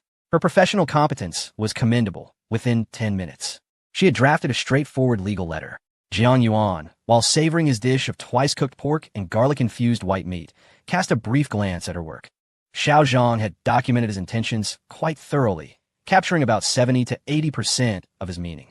With a satisfied smile, Jiang Yuan inquired, "Xiao Zhang, well done. But judging from your demeanor, did you just graduate this year?" Zhang Yuning, demure and scholarly, wore thick black glasses perched on her nose, exuding a distinctly academic air. She nodded, responding, "Yes, I graduated just a few months ago and am still acclimating to the job. I will certainly fulfill any instructions you have, Director Jiang." Noticing her youthful appearance, Jiang Yuan felt a playful urge to tease her. "So, Xiao Zhang, do you have a boyfriend?" he asked with a chuckle. "I've heard our law firm is filled with striking industry elites. If you fancy anyone, just let me know, and I can arrange it for you."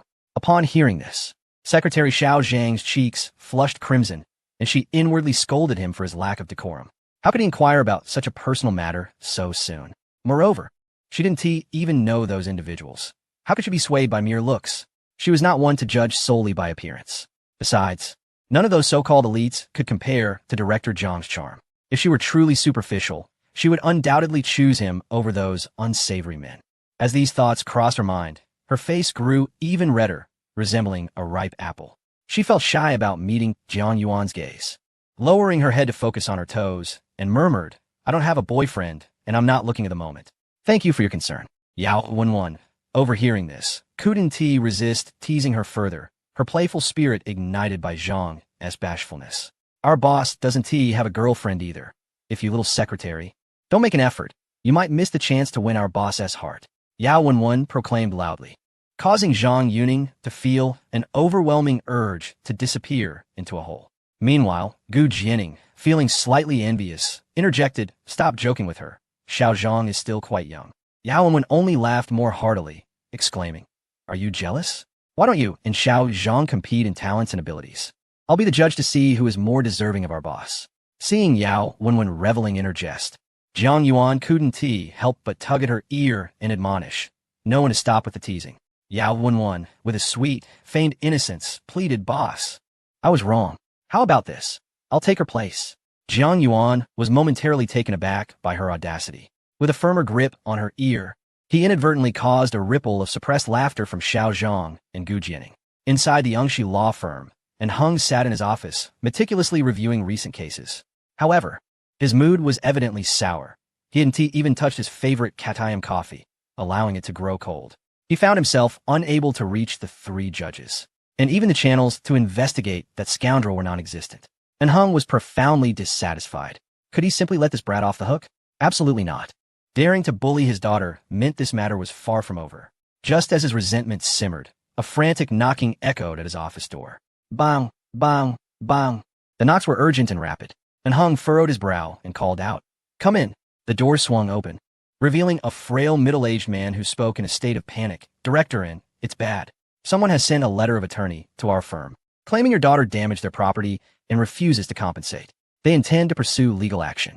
The letter had been sent directly to their firm, and Hung's heart raced with a mix of shock and delight. He was astonished that the other party had the audacity to confront him directly by sending the letter to his own firm. Yet he was pleased, as he had been yearning for an opportunity to retaliate. Furrowing his brow, he scolded, Shaolin, how could you be so timid? It's merely a trivial matter, and you're trembling in fear. What a disgrace.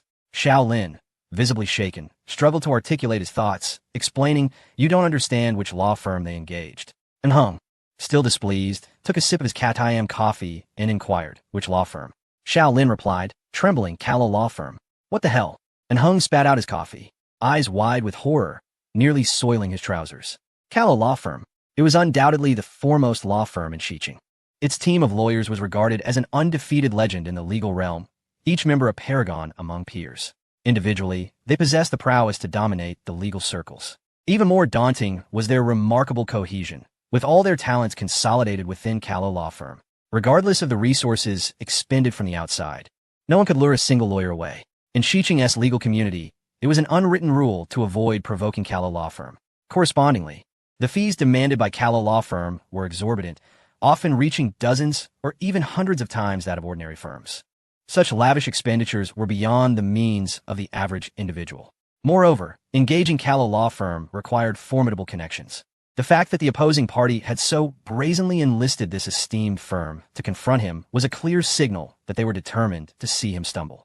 No matter how formidable Yangshi law firm might be, it could never stand against Callow law firm. Even the mightiest ant remains merely an ant. How could an ant possibly contend with an elephant? Damn it, who is this person that has managed to enlist those peculiar lawyers from Callow law firm to engage us in a lawsuit? And Hung felt both guilty and infuriated. He forcefully slammed the coffee cup onto the table. Shaolin interjected, reminding him, the letter from the lawyer indicates that the other party is named Jiang Yuan. Jiang Yuan, a rather ordinary name, one that Hung had never heard before. A sense of suspicion arose within him as he commanded, immediately find someone to investigate this Jiang Yuan and uncover how he is connected to Callow law firm. This letter must also undergo verification to ascertain its authenticity. Could it be a forgery on his part? Callow law firm would never take on a lawsuit for an obscure individual. Chapter 126. The director of Callow law firm, Jiang Yuan. Who is this enigmatic figure? It appears he has some connection to the Callow law firm. All one can do now is fervently hope that this lawyer's letter from Callow is a forgery. Anung silently muses. Otherwise, if there truly is a link to Callow, we must avoid a battle that is destined for defeat. What once seemed a trivial matter has now entangled itself with the foremost law firm in Xiqing. The more Aneng considers it, the more apprehensive he becomes. In light of this uncertainty, Aneng promptly resolves to conduct a formal investigation into the matter. He instructs Yaolin to verify the authenticity of the lawyer's letter while simultaneously placing a call to Anna. Approximately half an hour later, Anna, still bleary-eyed from sleep, appears in the office. "Dad, I was resting. Why did you call me?" Aneng, with a grave expression, queries, "Daughter, you must tell me with utmost clarity about this Jiang Yuan. What is the situation?" Upon hearing her father's serious tone, a flicker of unease flashes across Anna's eyes. She straightens her posture and asserts, "Jiang Yuan is exceedingly shameless. He exploited his privileges to usurp my opportunity and even extorted me." Extortion. Aneng seizes upon the key term, fixing his gaze intently upon his daughter. "What exactly did you damage of his?" Anna, having never witnessed her father's stern demeanor before, feels a surge of fear. Nevertheless, she musters her courage and denies any wrongdoing, saying, "It was merely a pack of cigarettes, Dad. You really think a pack of cigarettes is worth much?" Yet he demands 6 million in compensation. It's blatant bullying. Aneng, still unconvinced, presses further. "You truly only damaged a pack of cigarettes?" Anna nods emphatically, declaring, "I swear, it was only a pack of cigarettes." Hearing this, Anheng's heart relaxes slightly. If it truly is just a pack of cigarettes, then the demand for such a hefty sum is evidently unreasonable. If he is indeed to confront Carlo law firm in court, there may still be a chance of victory. At that moment, Zhao Juanhe's call unexpectedly comes through. Aneng answers, "Brother Juanhe, what is the matter?" Zhao Juanhe, through gritted teeth, exclaims, "I've traced the person who bullied my daughter. His name is Jiang Yuan." Jiang Yuan. Again, this name surfaces. Why does everything seem to be connected to this elusive figure? For reasons unknown, upon hearing the name, Aneng shudders as though he has encountered a demon. After a moment of silence, he replies, "Brother Juanhe, to be candid, I just received word that my daughter has also fallen victim to this Jiang Yuan." Upon hearing this, Zhao Juanhe bursts into laughter, incredulous at the coincidence that the one who has wronged both their daughters is the very same individual. Approximately 20 minutes later, Zhao Juanhe storms into Anheng's office, declaring, "This Jiang Yuan truly has the audacity of a bear. It seems he is tired of living, to dare to be disrespectful towards the daughters of my brother and me. I shall ensure he pays a bloody price. Unless he bows and apologizes, this matter shall not be settled." Upon hearing Zhao Juanhe's fierce words, a fleeting glimmer of triumph appeared in Anna's eyes. She was acutely aware of the immense influence Zhao Juanhe, the king of advertisements, wielded in Xiqing. If he spoke, his words would undoubtedly hold weight. The mere thought of Jiang Yuan, that detestable individual, begging for mercy on his knees, brought a wave of satisfaction to Anna's heart. Conversely, Anheng felt a growing sense of unease within him. Just then, Xiao Lin wobbled into the room, his face more frantic and distressed than before. "Director, the appraisal results are in. This is indeed a lawyer's letter from Carlo law firm," Xiao Lin stammered.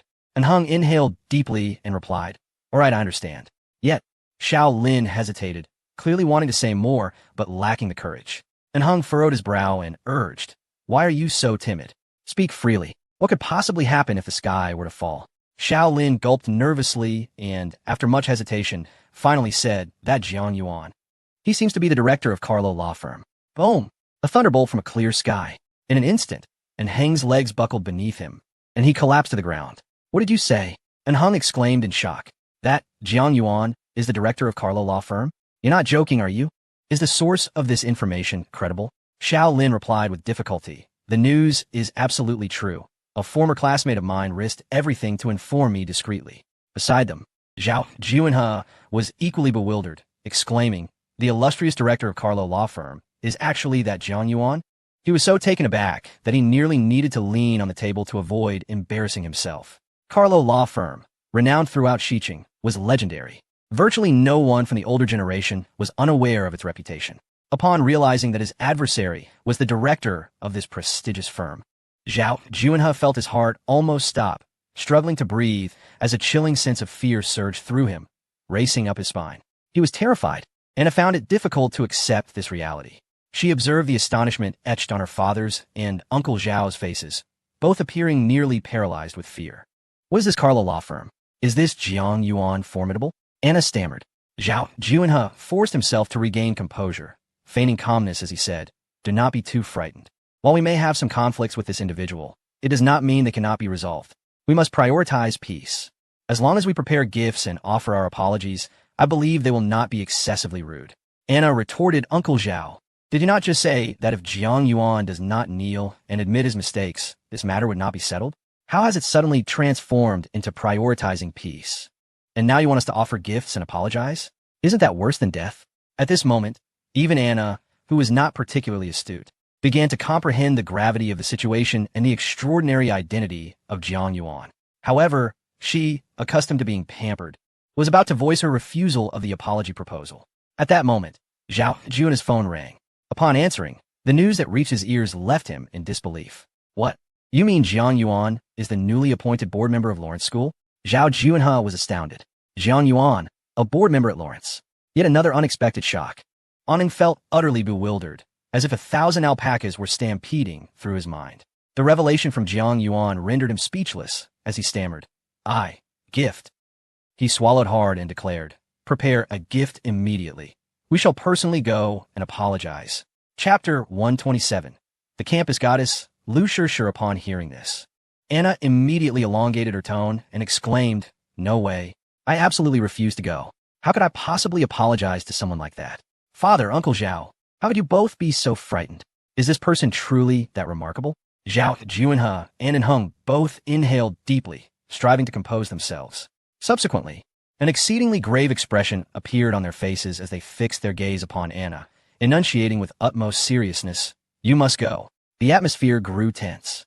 Anna had never before witnessed her father and Uncle Zhao display such a terrifying demeanor towards her. Instantly, a sense of trepidation began to creep into her heart. Laoluancy High School is not as simple as you might imagine, Zhao Juan stated after a brief silence.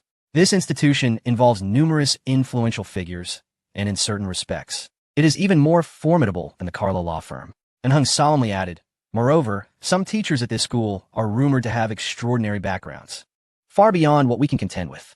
Anna still felt a sense of indignation and stubbornly retorted, but I haven't done anything wrong. It was clearly their fault. Why should I apologize? At this point, if she were even slightly reasonable, she would have cooperated.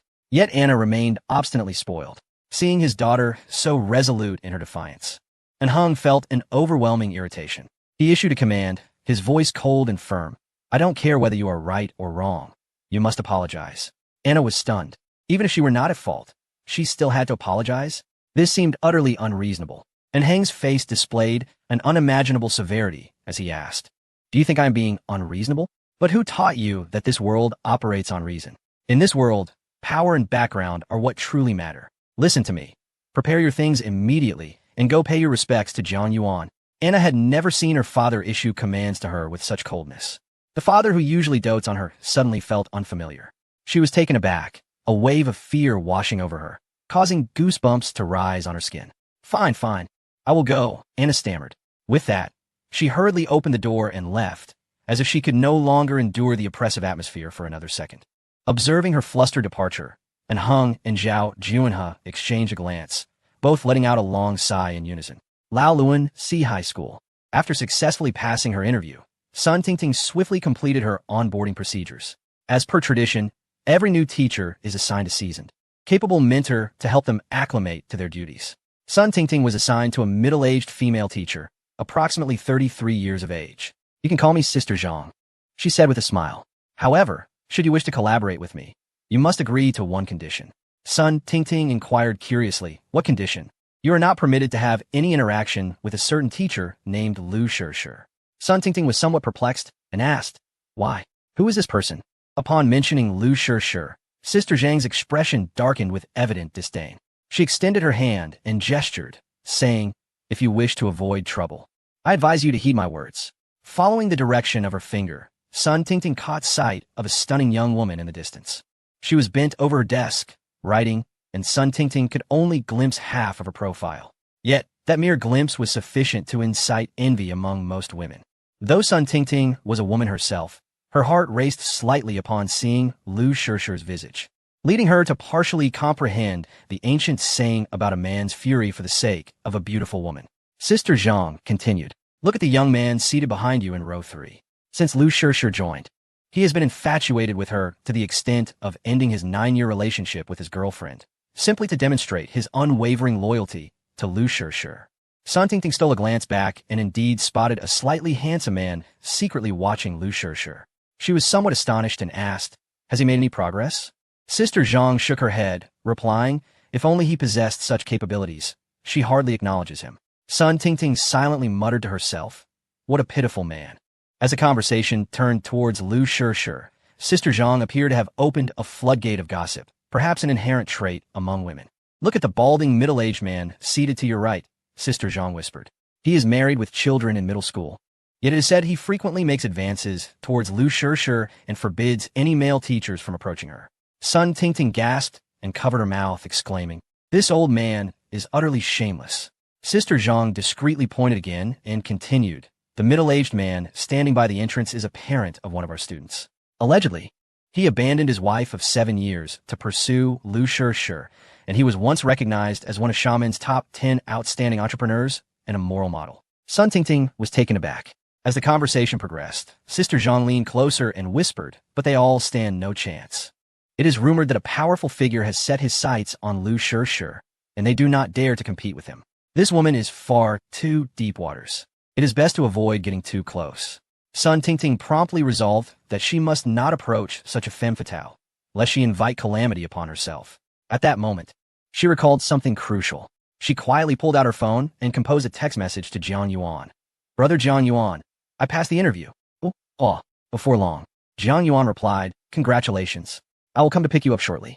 Upon hearing that Jiang Yuan would personally come to pick her up, Sun Tingting felt a rush of sweetness in her heart, akin to having tasted honey. "All right, I shall await your arrival." Approximately 20 minutes later, Jiang Yuan's figure appeared before Sun Tingting. The moment he emerged, many female teachers were captivated by his presence. "What a handsome young man," they mused. "Which teacher is fortunate enough to have him come to collect her?" Envy sparked among them as they speculated about the beautiful teacher who must be graced with such good fortune. Sun Tingting, basking in the envious glances of her female colleagues, approached Jiang Yuan, her face aglow with happiness. Meanwhile, the male teachers displayed subtle signs of discontent. The recently hired beauty, Sun Tingting, had piqued their interest, yet they were taken aback to discover that she seemed to already have captured someone's heart. At that moment, an event unfolded that left them utterly astonished. Jiang Yuan naturally took Sun Tingting's left hand in his own while simultaneously extending his right hand toward Lu Shishir. To everyone's shock, Lu Shishir looked up and immediately ran towards Jiang Yuan, throwing herself into his embrace. Chapter 128. The astonished admirers. A sudden thunderclap reverberated through the air, leaving several men who coveted Lu Shishir utterly astounded. The unexpected grim news drove them to the brink of insanity, igniting a primal urge akin to a wailing lament. Who is that somewhat handsome man? Shishir has a boyfriend now. This is outrageous. Is he here to pick up that teacher named Sun, or is he here for Shishir? Perhaps he intends to escort both of them. How audacious. This man is utterly brazen. With a resounding thud, as Lu Shishir leaped into Jiang Yuan's embrace, countless young hearts shattered like fragile glass. Sun Tingting, too, was taken aback. Just when she had steeled herself to avoid entanglements with this woman, she unexpectedly found her in Jiang Yuan's arms. Lu Shishir's cheeks flushed as she stepped away from Jiang Yuan. Her earlier excitement had led her to act with such fervor. "I didn't expect to see you here," she said, her face reddening. "Why didn't you mention you were coming from Nancheng?" Jiang Yuan smiled and replied, "I brought my friend here for an interview. She has already secured a position." Upon hearing this, Lu Shishir's keen intuition detected something amiss. Turning her gaze, she focused on Sun Tingting's face, which in turn was drawn to the hands Jiang Yuan and Sun Tingting held together. Immediately, a hint of jealousy flickered across Lu Shishir's expression. To the multitude of admirers surrounding them, her demeanor was akin to a thunderbolt striking from a clear sky. Clearly, Shishir was envious. She must harbor feelings for this young man. Who is this upstart? He doesn't even seem to be from Xiqing. Yet he has stolen our goddess away so easily. This cannot be allowed to stand. I suspect this fellow is merely handsome and lacks true substance. As Jiang Yuan entwined the hands of Sun Tingting and Lu Shishir, he prepared to depart. However, a middle-aged, balding man obstructed their path. "Excuse me, young man. You don't appear to be from Xiqing. Allow me to assist you with accommodations," the middle-aged man said, flashing a greasy smile. "Coincidentally, my 5-star hotel is having a grand opening promotion. I can offer you a 30 discount. Jiang Yuan found the situation both amusing and exasperating. This balding man was clearly attempting to show off. While he feigned hospitality, his gaze was fixed squarely on Lu Shih, evidently aiming to showcase his new upscale hotel to her. Goodness, age has not dulled his wits. Despite his balding head, he still harbors such frivolous intentions. Jiang Yuan promptly replied, "There's no need. We have already arranged our accommodations." At this moment, the middle-aged, balding man expressed curiosity with a soft exclamation. Turning his gaze towards Jiang Yuan, "Oh," he remarked. Jiang Yuan responded directly, "It's just a house I'll casually buy one to live in. Coincidentally, I have no property in Xiamen, so I'm considering acquiring one." Upon hearing Jiang Yuan's words, the balding man burst into laughter. "Young man, your bravado earns you merely an 8 out of 10, and that's on a 100-point scale. Purchasing property on the spot? You speak as if you can just lay your hands on any house you fancy. Are you a billionaire at such a young age? Such ostentatiousness is utterly unrealistic. This bravado can only merit you an 8, nothing more." The other suitors present, upon hearing Jiang Yuan's declaration, also displayed amused expressions. This boy must be rather naive. It's evident he lacks financial means, hence his pretentiousness. Does he even comprehend the cost of a house, especially in Xiamen? Even affluent entrepreneurs wouldn't dare to claim they could purchase a house on a whim. It seems he is all facade and no substance, merely handsome without intellect.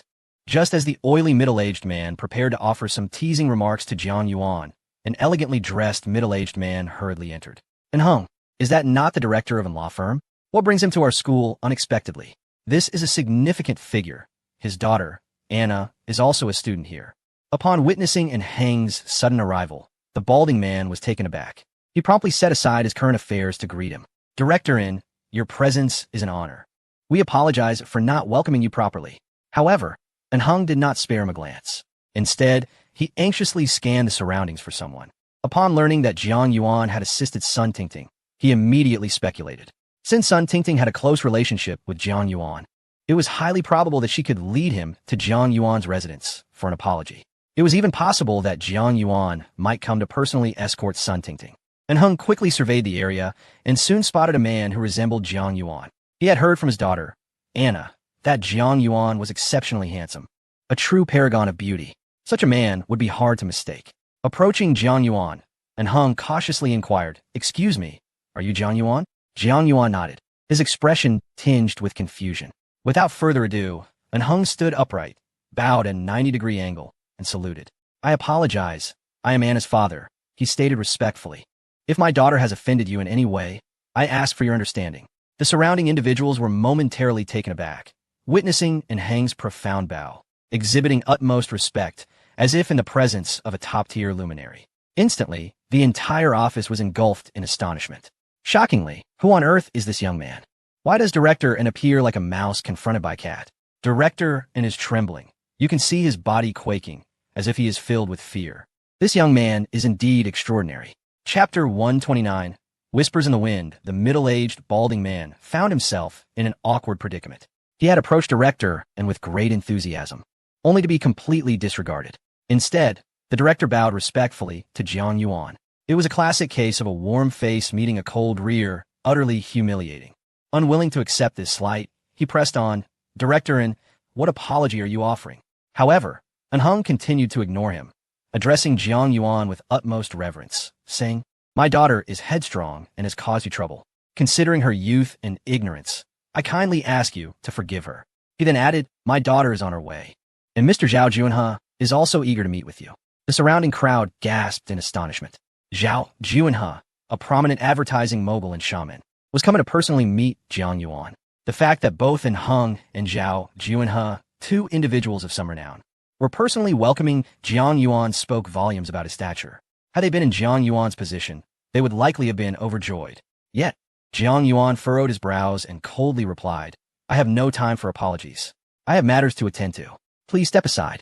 Upon realizing that this man was the father of Anna, Jiang Yuan's displeasure deepened. His impression of Anna was exceedingly poor. Not only was her singing subpar, but her character was equally deplorable. She had even threatened to take him to court after carelessly damaging his belongings. Naturally, he held no interest in either her or her father. Moreover, he genuinely had pressing matters to address. Having just arrived in Xiamen, he did not even possess a house. This was unacceptable. Now that he was here, he must acquire a splendid villa. Accustomed to the luxury of the Dongshan Villa area, transitioning from opulence to frugality was a daunting task. His expectations for housing had risen to an astonishing level, and he was eager to purchase a property, leaving no room for idle chatter. As Hung absorbed Jiang Yuan's icy words, a cold sweat broke out on his brow. It was evident that this matter would not be easily resolved. Meanwhile, the middle-aged, balding man grew increasingly agitated. He exclaimed, "How can you speak to a young man like that? Director and is being so courteous, yet you refuse to let him finish? Why the rush to leave? Are you in a hurry to be reborn?" Jiang Yuan, rather than becoming angry at the impertinent remarks, replied coolly, "While you may not be in a hurry, soon enough, you will wish you had been born differently." The middle-aged, balding man was incensed, ready to unleash a tirade at Jiang Yuan. But just as the words were on the tip of his tongue, a piercing gaze bore down upon him from behind. A chill ran through him, and instinctively, he felt fear. Turning around, he was met with the stern gaze of a venerable elder.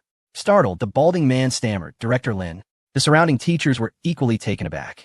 Director Lin was known for his amicable demeanor towards everyone. However, today seems remarkably different. The expression on his face is simply quite menacing. As soon as Director Lin appeared, he immediately directed a torrent of scorn towards the middle-aged, balding man. "Why are you meddling in other people's affairs? Are you a dog that catches mice, reveling in needless interference? Since you're so fond of sticking your nose into others' business, perhaps you should consider resigning from your teaching position and take up a role in meddling instead." The middle-aged man, subjected to a barrage of insults, turned a deep shade of maroon. Yet, he dared not retort. After all, this was Director Lin of Lawrence Academy, a figure wielding extraordinary power. One word from him could have the man packing his belongings and leaving. The opportunity to work at Lawrence Academy is a coveted dream for many. Should he find himself dismissed, it would not only be a blow to his pride, but also a monumental loss. Director Lin, evidently unwilling to waste Jiang Yuan's time, transformed his countenance into a bright, sunny smile, akin to a blooming chrysanthemum, as he turned to Jiang Yuan. "Director Jiang, if you have matters to attend to, please feel free to leave. I shall handle everything else." His words brimmed with respect and reverence. To the ears of others, it resonated like a thunderclap. Did he just say what I think he said? Director Jiang. This young man is the newly appointed legendary director, Jiang Yuan? No wonder, no wonder. What he said earlier was indeed true. We had underestimated the situation. This individual is our superior. Astonishingly, he is merely in his 20s, such a youthful director. Ding. Shot points 1,000 ding. Shot points 1,000 ding. Shot points 1,000 ding. Shot points 1,000 ding. Shot points 1,000. Sun Tingting, upon hearing this, also displayed a look of astonishment. No wonder Jiang Yuan could secure my admission to Lawrence Academy with a mere word. It turns out he is the director. Instantly, admiration sparkled in her eyes. A young man in his 20s becoming a director is utterly unprecedented, truly extraordinary. Jiang Yuan, you are remarkable. Lu Shishir also cast a surprised glance at Jiang Yuan, thinking to herself how well he had concealed his depth. The middle-aged, balding man, who had just been so eager to provoke and boast, now wore an expression akin to someone who had just tasted a bitter pill. After a long pause, he managed to squeeze out a question through clenched teeth. "Director Lin, you jest, do you not? This insufferable. This young man is our newly appointed director?" Director Lin shot him a sharp glance, commanding, "Emergency meeting. All teachers are to come," he added, "except for Teacher Sun and Teacher Lu." Jiang Yuan nodded in agreement.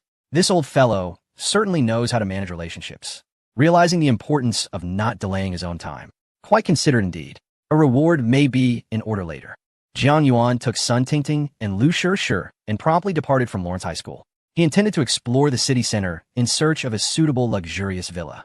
In his absence, Hung, with a face full of helplessness, could only leave in silence. Meanwhile, Director Lin immediately commenced a rigorous interrogation.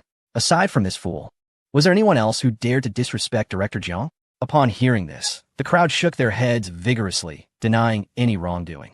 Subsequently, Director Lin pointed at the middle-aged, balding man who had displayed a rude demeanor earlier and launched into a fierce reprimand. Before all the teachers, he scolded him for nearly half an hour, unleashing a torrent of coarse language from the Dragon Kingdom.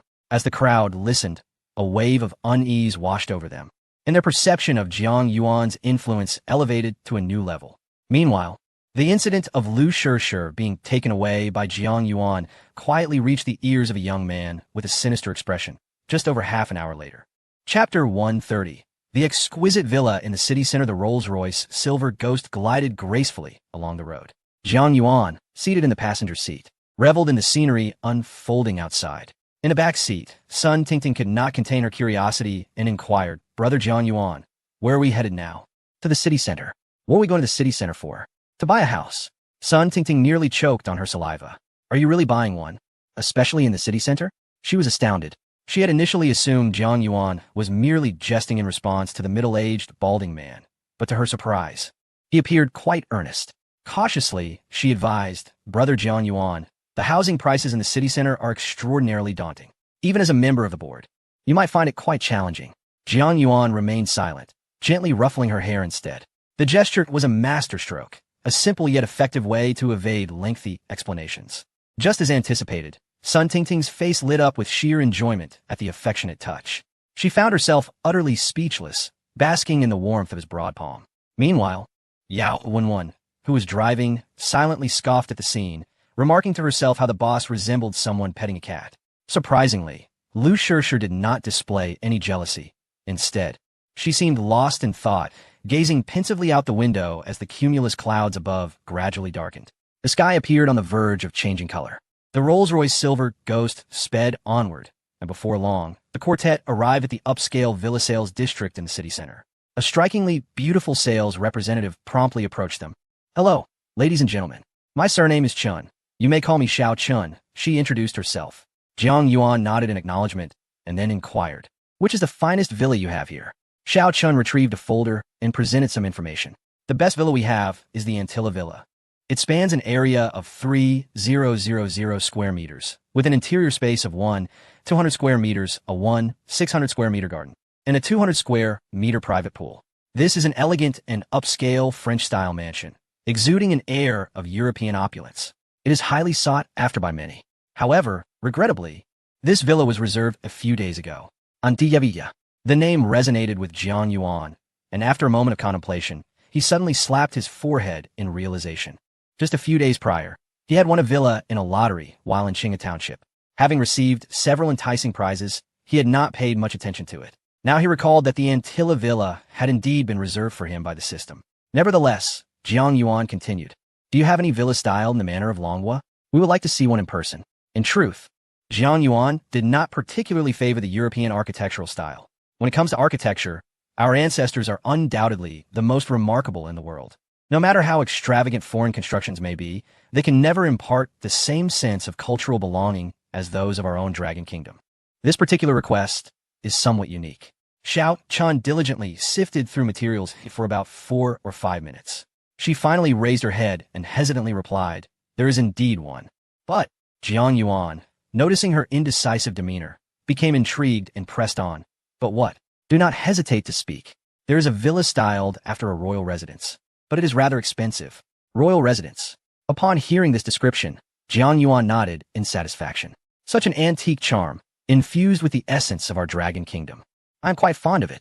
Meanwhile, Yao Wenwen and Sun Tingting displayed expressions of disbelief. "What? A royal residence? Is there truly such a villa?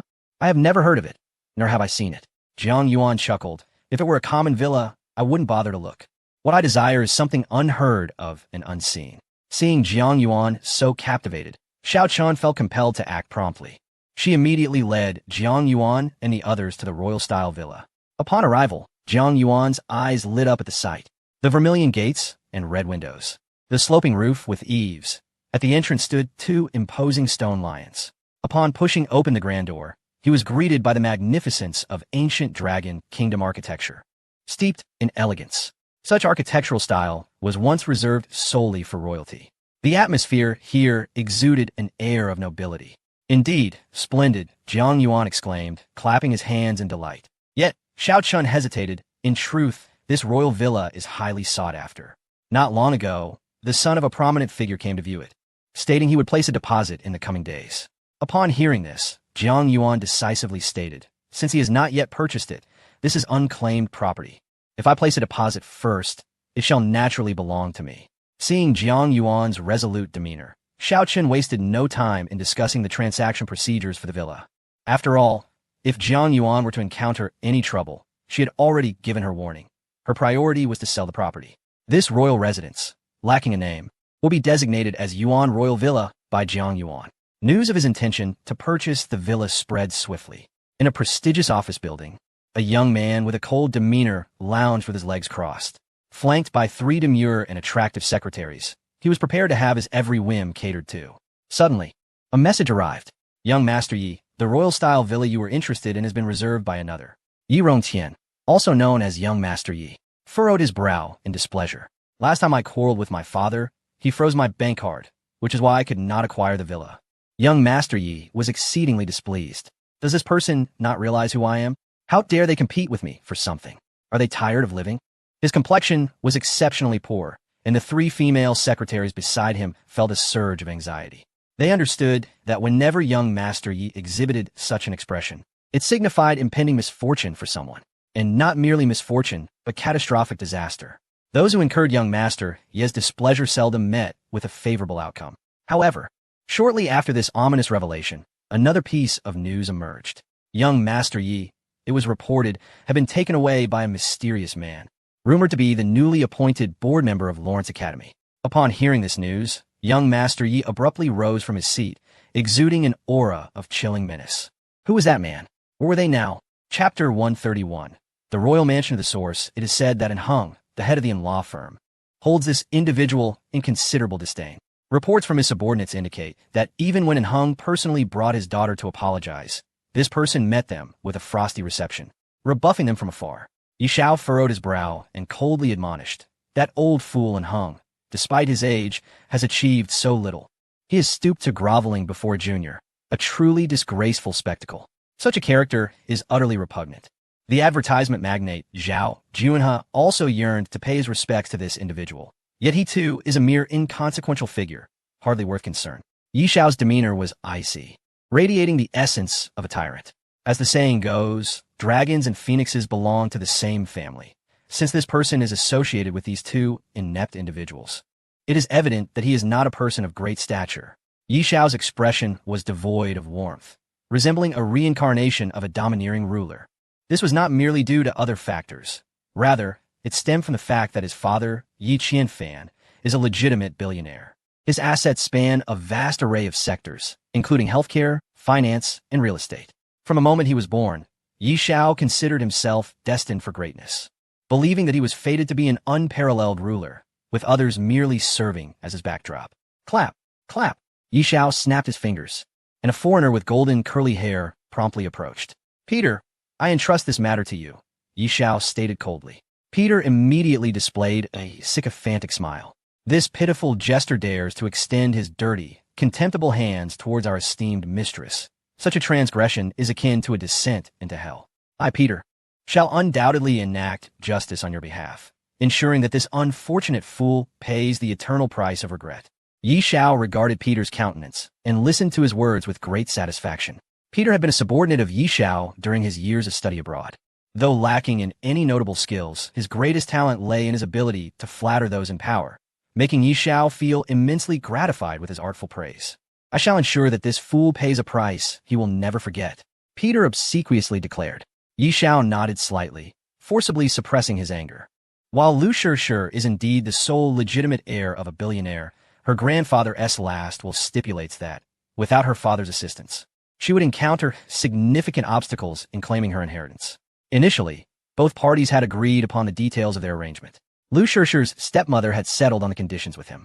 Yet, Lu Shishir remained persistently aloof, keeping him at arm's length, never once allowing him to touch her hand, let alone engage in any further intimacy. This was frustrating.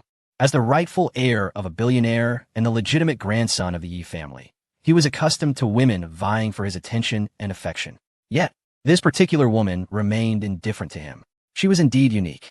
Moreover, she had recently appeared to turn against him, gradually disregarding him, refusing even to speak a word. Whenever he sent a message, it was always read but never replied to. Yi Xiao had sensed something amiss long ago. He had long regarded Lu Shishir as his wife.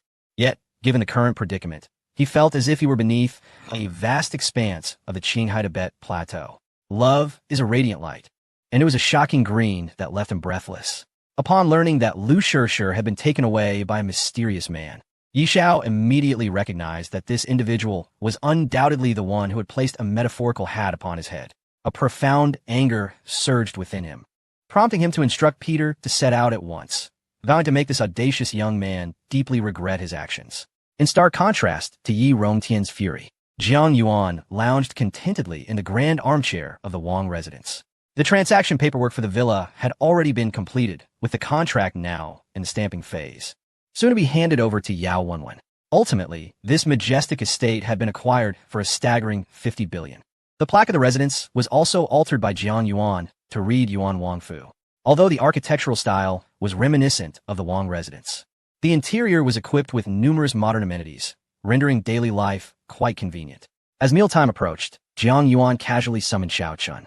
"I wish to hire some chefs at a generous salary," he stated succinctly. However, Xiao Chen's expression revealed her discomfort. "But we do not offer such services." Jiang Yuan responded with a soft "oh," realizing that this location differed from the Dongshan Villa area in Nancheng, and it seemed that Xiaoqing lacked the necessary support services.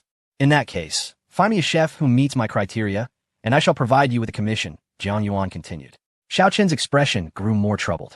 "It's nearly dark. Where shall we find someone? I understand your desire for chefs, but we are truly at a loss."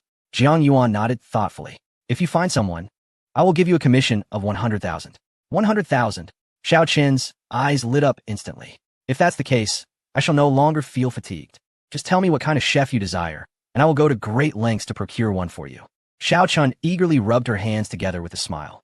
After a moment of contemplation, Jiang Yuan replied slowly, "My requirements are not extravagant. I simply seek a female chef who is somewhat attractive." Xiao Chun, astute as ever, immediately grasped the significance of his words. She keenly identified the keywords, attractive and female chef, which implied a beauty of exceptional caliber, scoring at least a 9 out of 10, coupled with extraordinary culinary skills. In essence, she envisioned a harmonious blend of goddess and culinary master. "Rest assured, I will undoubtedly find a veritable combination of a goddess and a culinary genius that will satisfy you," Xiao Chun declared respectfully. Meanwhile, Yao Wenwen interjected, "Boss, during my free time, I have learned a bit of culinary skills from the talented chefs at home. Why not allow me to cook today?" Upon reflection, Jiang Yuan immediately embraced her slender waist in a gesture of approval, laughingly responding, "That sounds delightful. You shall prepare the meal today." He then turned to Xiao Chun, saying, "Let the selection of chefs be arranged for tomorrow." Xiao Chun promptly acquiesced, dedicating herself to meticulously selecting suitable candidates. After all, a commission of 100,000 was at stake. The proprietor is exceedingly extravagant. Her primary objective is to set her sights on a captivating chef named Meng Meng, who graces a live streaming platform. Meng Meng boasts a stunning physique with an alluring hourglass figure, a peach-like posterior, and a remarkable 7-head height-to-body ratio that epitomizes the golden standard of beauty.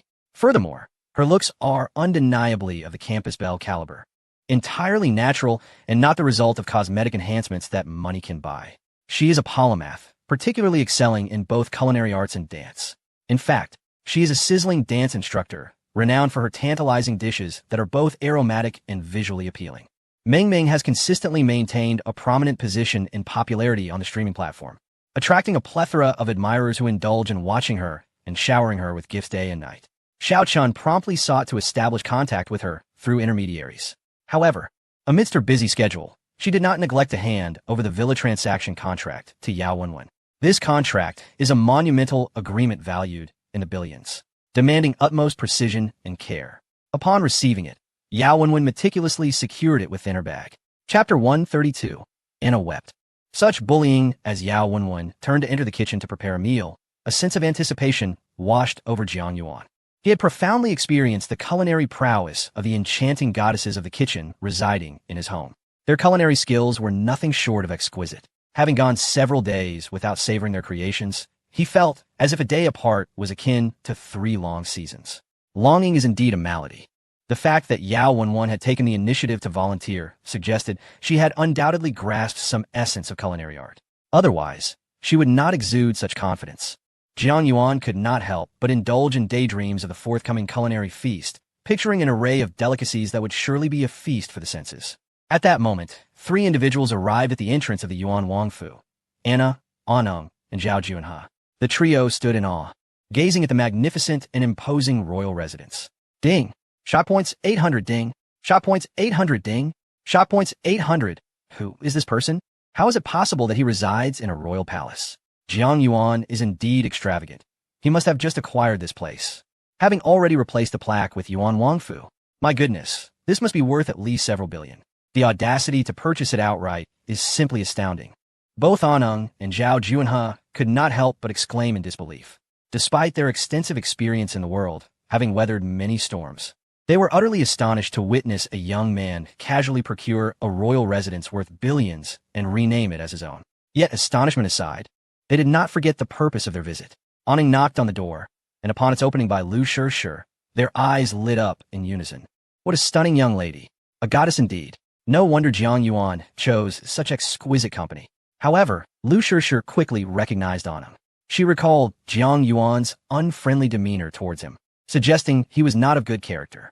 With a hint of coldness, she inquired, "Who are you, and who do you seek?" Aneng promptly clarified their intentions, indicating he came to offer an apology. Yet, Lu Shirshir, wise as she was, refrained from unilaterally allowing them entry. Instead, she sought Jiang Yuan's permission. She coolly stated, "Please wait a moment," and promptly turned to close the door, leaving the three outside. Anna's expression soured immediately. Deep down, she felt a surge of discontent.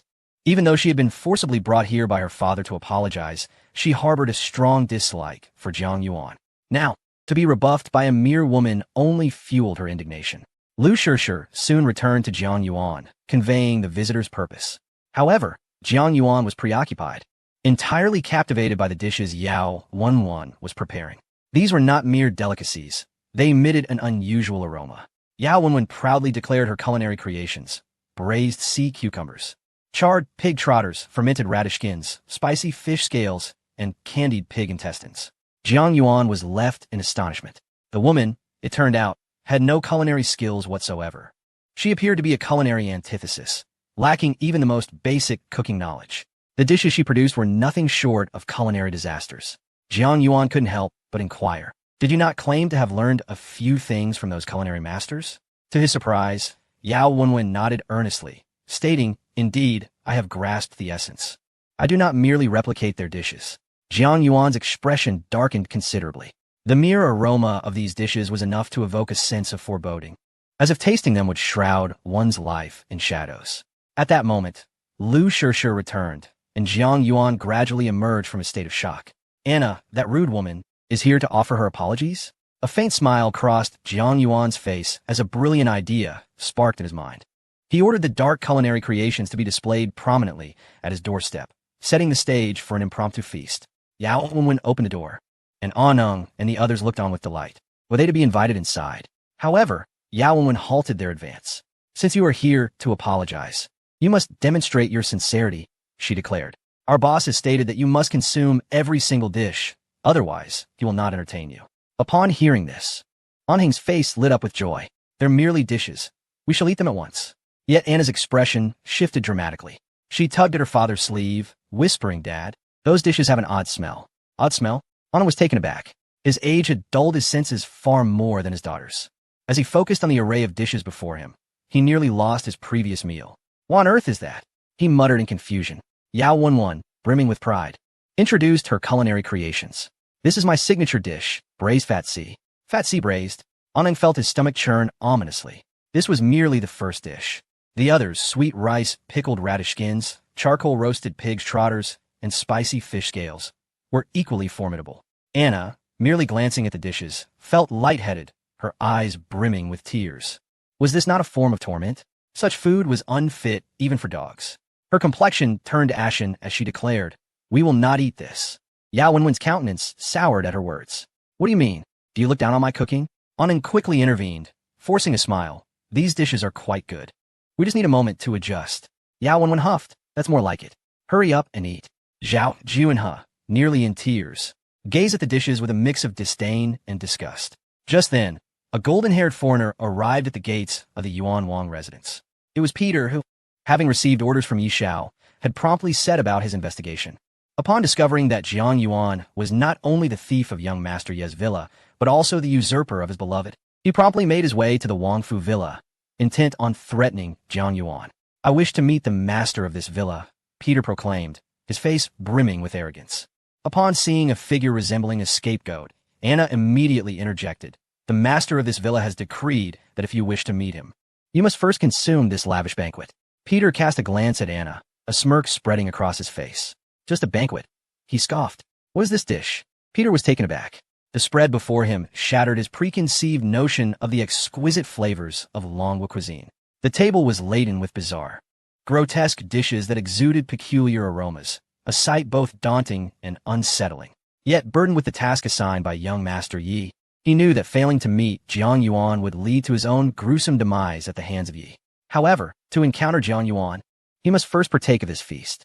Peter swallowed hard, grappling with the impending challenge. Chapter 133. Unleashing the trump card, however, Peter reconsidered the identity of his employer. The son of a billionaire, he thought, what could a mere Jiang Yuan, with his modest capital, possibly compare to such wealth? If only his demeanor were a tad more amiable, perhaps leniency could be afforded. Yet, should he dare to act disrespectfully, his employer could swiftly rectify the situation. Clearing his throat, Peter solemnly stated, "Please inform Jiang Yuan that I am the representative of the Yi Group, and I wish to discuss a matter with him." For the sake of caution, he pushed aside the braised sea cucumber before him, apprehensively adding, "This dish is not to my taste, nor does he possess the authority to compel me to consume it." Upon hearing the name Yi Group, Yao Wenwen felt a slight shock within her. Though a native of Nanchang, she had heard whispers of this renowned conglomerate. Its leader, Yi Qianfan, was a formidable figure within a mere 30 years. He had expanded his influence across finance, healthcare, and education. His assets rivaled those of Nanchang's wealthiest tycoon, Su Tianhao. Yao Wenwen promptly returned to inform Jiang Yuan, while Lu Shishir, overhearing, turned pale with alarm. "Do you recognize them?" Jiang Yuan inquired. Lu Shishir fell silent for a moment before recounting her story in detail, including her stepmother's interference in her inheritance and the Yi family's harassment and intimidation. Without Jiang Yuan's support, the consequences could have been dire. A cold glint flickered in Jiang Yuan's eyes as he sneered. "A billionaire, is it? How dare he threaten my woman?" He vowed silently to see him reduced to ruin, to plummet from his lofty heights to utter destitution. Such a fall would surely drive one to madness. After a moment of contemplation, Jiang Yuan made a phone call to Yi Lao, the renowned computer expert who had aided him during the defensive battle against foreign invaders in the former Yuanmei Company. "Yi Lao, this is Jiang Yuan," he announced. On the other end, Yi Nanshan, a distinguished computer scientist, had been engrossed in his work. Upon recognizing Jiang Yuan's voice, he immediately set aside all tasks. "Jiang Dong, how may I assist you?" he inquired attentively. Jiang Yuan spoke with gravity. "Yi Lao, have you heard of the Yi Group?" "Indeed, I have heard of them. They are reputed to be a prominent consortium in Xiamen, though their business practices are rather questionable, which does not leave a favorable impression on me," Yi Lao replied. Jiang Yuan issued a command. "If I were to give you 3 days, could you employ the team of computer experts I assigned to investigate any dubious dealings of the Yi Group?" Yi Lao's eyes brightened at the proposition. "That is precisely what I was hoping for. I assure you, it will be no issue. The Yi Group has a history of misconduct. With our big data analysis, we can uncover substantial information regarding their transgressions. If all goes smoothly, we could even accomplish it within a day." Upon hearing this, Jiang Yuan exhaled a sigh of relief. Indeed, Yi Lao was a top-tier computer expert. Initially, Jiang Yuan had acquired a formidable team of computer experts, particularly led by the illustrious Yi. Jiang Yuan intended to keep this team as a trump card, revealing them only when absolutely necessary. However, since the Yi Group dared to impose upon his beloved, he resolved that they should face repercussions. Subsequently, Jiang Yuan clapped his hands, and his 3 bodyguards, Yi Yuhan, Zhang Tianjue, and Lei Qinyan, immediately appeared. They had been discreetly safeguarding Jiang Yuan, maintaining a respectful distance to ensure his safety without intruding upon his life. Yet, whenever Jiang Yuan summoned them, they would respond without delay. "Come, let's go outside," Jiang Yuan commanded. "Yes," the 3 bodyguards replied in unison. Before long, Jiang Yuan encountered Peter, an arrogant foreigner. Jiang Yuan could distinctly perceive the disdain for Dragon Country people etched upon Peter's features, which further soured Jiang Yuan's impression of him. Meanwhile, Anna and her companions, upon seeing Jiang Yuan emerge, promptly discarded their chopsticks, utterly unwilling to partake in the dismal cuisine. Jiang Yuan, however, paid them no mind and fixed his gaze upon Peter, Inquiring, "Who are you?" Peter arrogantly retorted, "You pitiful clown, you are unworthy of knowing my name. I am here to inform you that the woman named Lu beside you must accompany me, and you are to vacate the villa you recently purchased. Otherwise, the Yi Group will ensure you pay a bloody price." A cold glint ignited in Jiang Yuan's eyes. To be called a pitiful clown and have his woman demanded, not to mention the relinquishment of his newly acquired home, was infuriating. Jiang Yuan couldn't help but chuckle in disbelief. At that moment, and Hung, having grasped the critical information, exclaimed in shock, "You are indeed a member of the Yi Group?" The Yi Group's reputation in Xiqing was monumental, known by all. Upon hearing in Hang's astonished utterance, Peter lifted his defiant head, relishing the surprise he evoked. Yet, the next words from Jiang Yuan left him momentarily speechless. Jiang Yuan coldly stated, "I recall mentioning that to meet me, you must finish this meal. Since you have encountered me now, you are obliged to complete it. It is only fitting. Of course, if you prefer not to maintain decorum, I can assist you in that regard." Peter was taken aback, unable to process the situation. In an instant, Yi Yuhan, Zhang Tianjue, and Lei Qin advanced and subdued Peter. With a chilling smirk, Jiang Yuan declared, "Let this foreign guest savor our exquisite delicacies." The once haughty Peter, now restrained, resembled a pig awaiting slaughter, his eyes glimmering with fear. A dish of braised sea cucumber and a plate of spicy fish scales were forcefully thrust into his mouth. "Ah, ah, ah," Peter cried out in despair. Utterly unprepared for Jiang Yuan's audacity, after revealing his affiliation with the Yi Group. "You are mad. You are truly insane. I'm a member of the Yi Group. How dare you treat me this way? You are doomed, Jiang Yuan. You are absolutely doomed." Unperturbed, Jiang Yuan immediately poured an entire table of grotesque dishes directly into the mouth of the haughty foreigner. Meanwhile, Hung and Zhao Juna's expressions shifted dramatically. Seizing the opportunity, while Jiang Yuan was disinterested, they discreetly departed from the Yuan Wang mansion.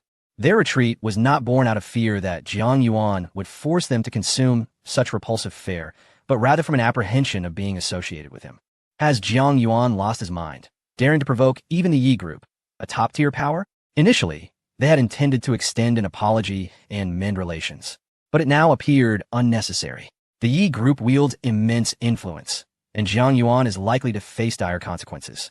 Though he serves as the head of a law firm and is even a trustee of a prestigious international school, he pales in comparison to the formidable presence of the Yi Group. Chapter 134.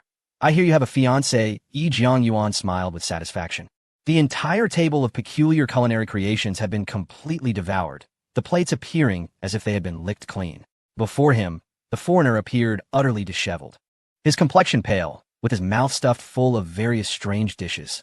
The bizarre aromas wafted through the air, perceptible even from a distance. Peter's eyes were nearly bulging out of their sockets. As a member of the Yi Group, how could anyone dare to treat him in such a manner? He found it hard to fathom how he had come to such a disgraceful end. In truth, Peter had not come alone. Yi Xiao had also assigned him a considerable number of subordinates. Unfortunately, these individuals had already been thoroughly subdued by the trio of bodyguards. Slap! Jiang Yuan delivered a resounding blow to Peter's face, admonishing, "What nonsense is this about the Yi Group?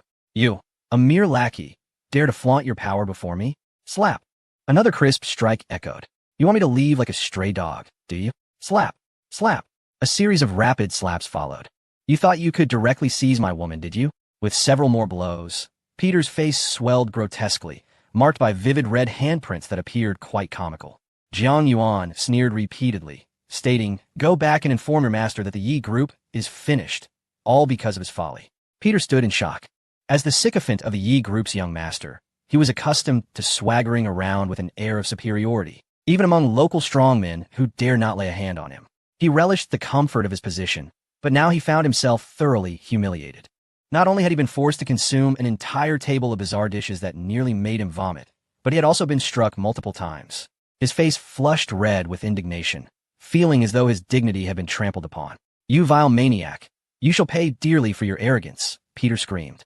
"To offend the Yi Group is to seal your fate. There will be no refuge for you anywhere in this world." Jiang Yuan's expression turned icy as he prepared to strike again.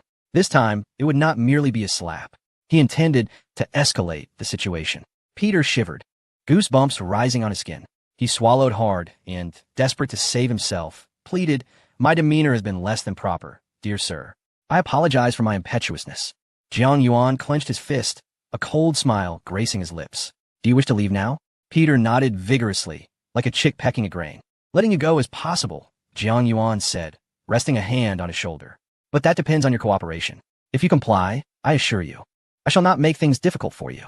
Peter felt as if Jiang Yuan's hand was a cold, slippery serpent resting upon his shoulder, sending shivers down his spine. Cooperate.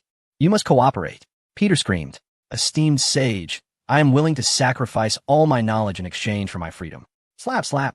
Jiang Yuan did not continue to strike him, but instead he clapped his hands. Very well. Those who recognize the times are indeed wise. Jiang Yuan smiled.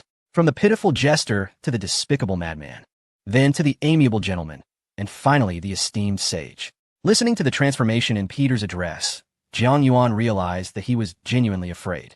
Jiang Yuan picked up a nail clipper and, while grooming his nails, casually inquired, How many women does your master have? Which one does he cherish the most? Generally speaking, it was expected that a wealthy heir from the Yi family would have numerous women. Jiang Yuan wasted no time and directly posed a question. Upon hearing this, Peter hesitated. This was not a secret one could divulge lightly.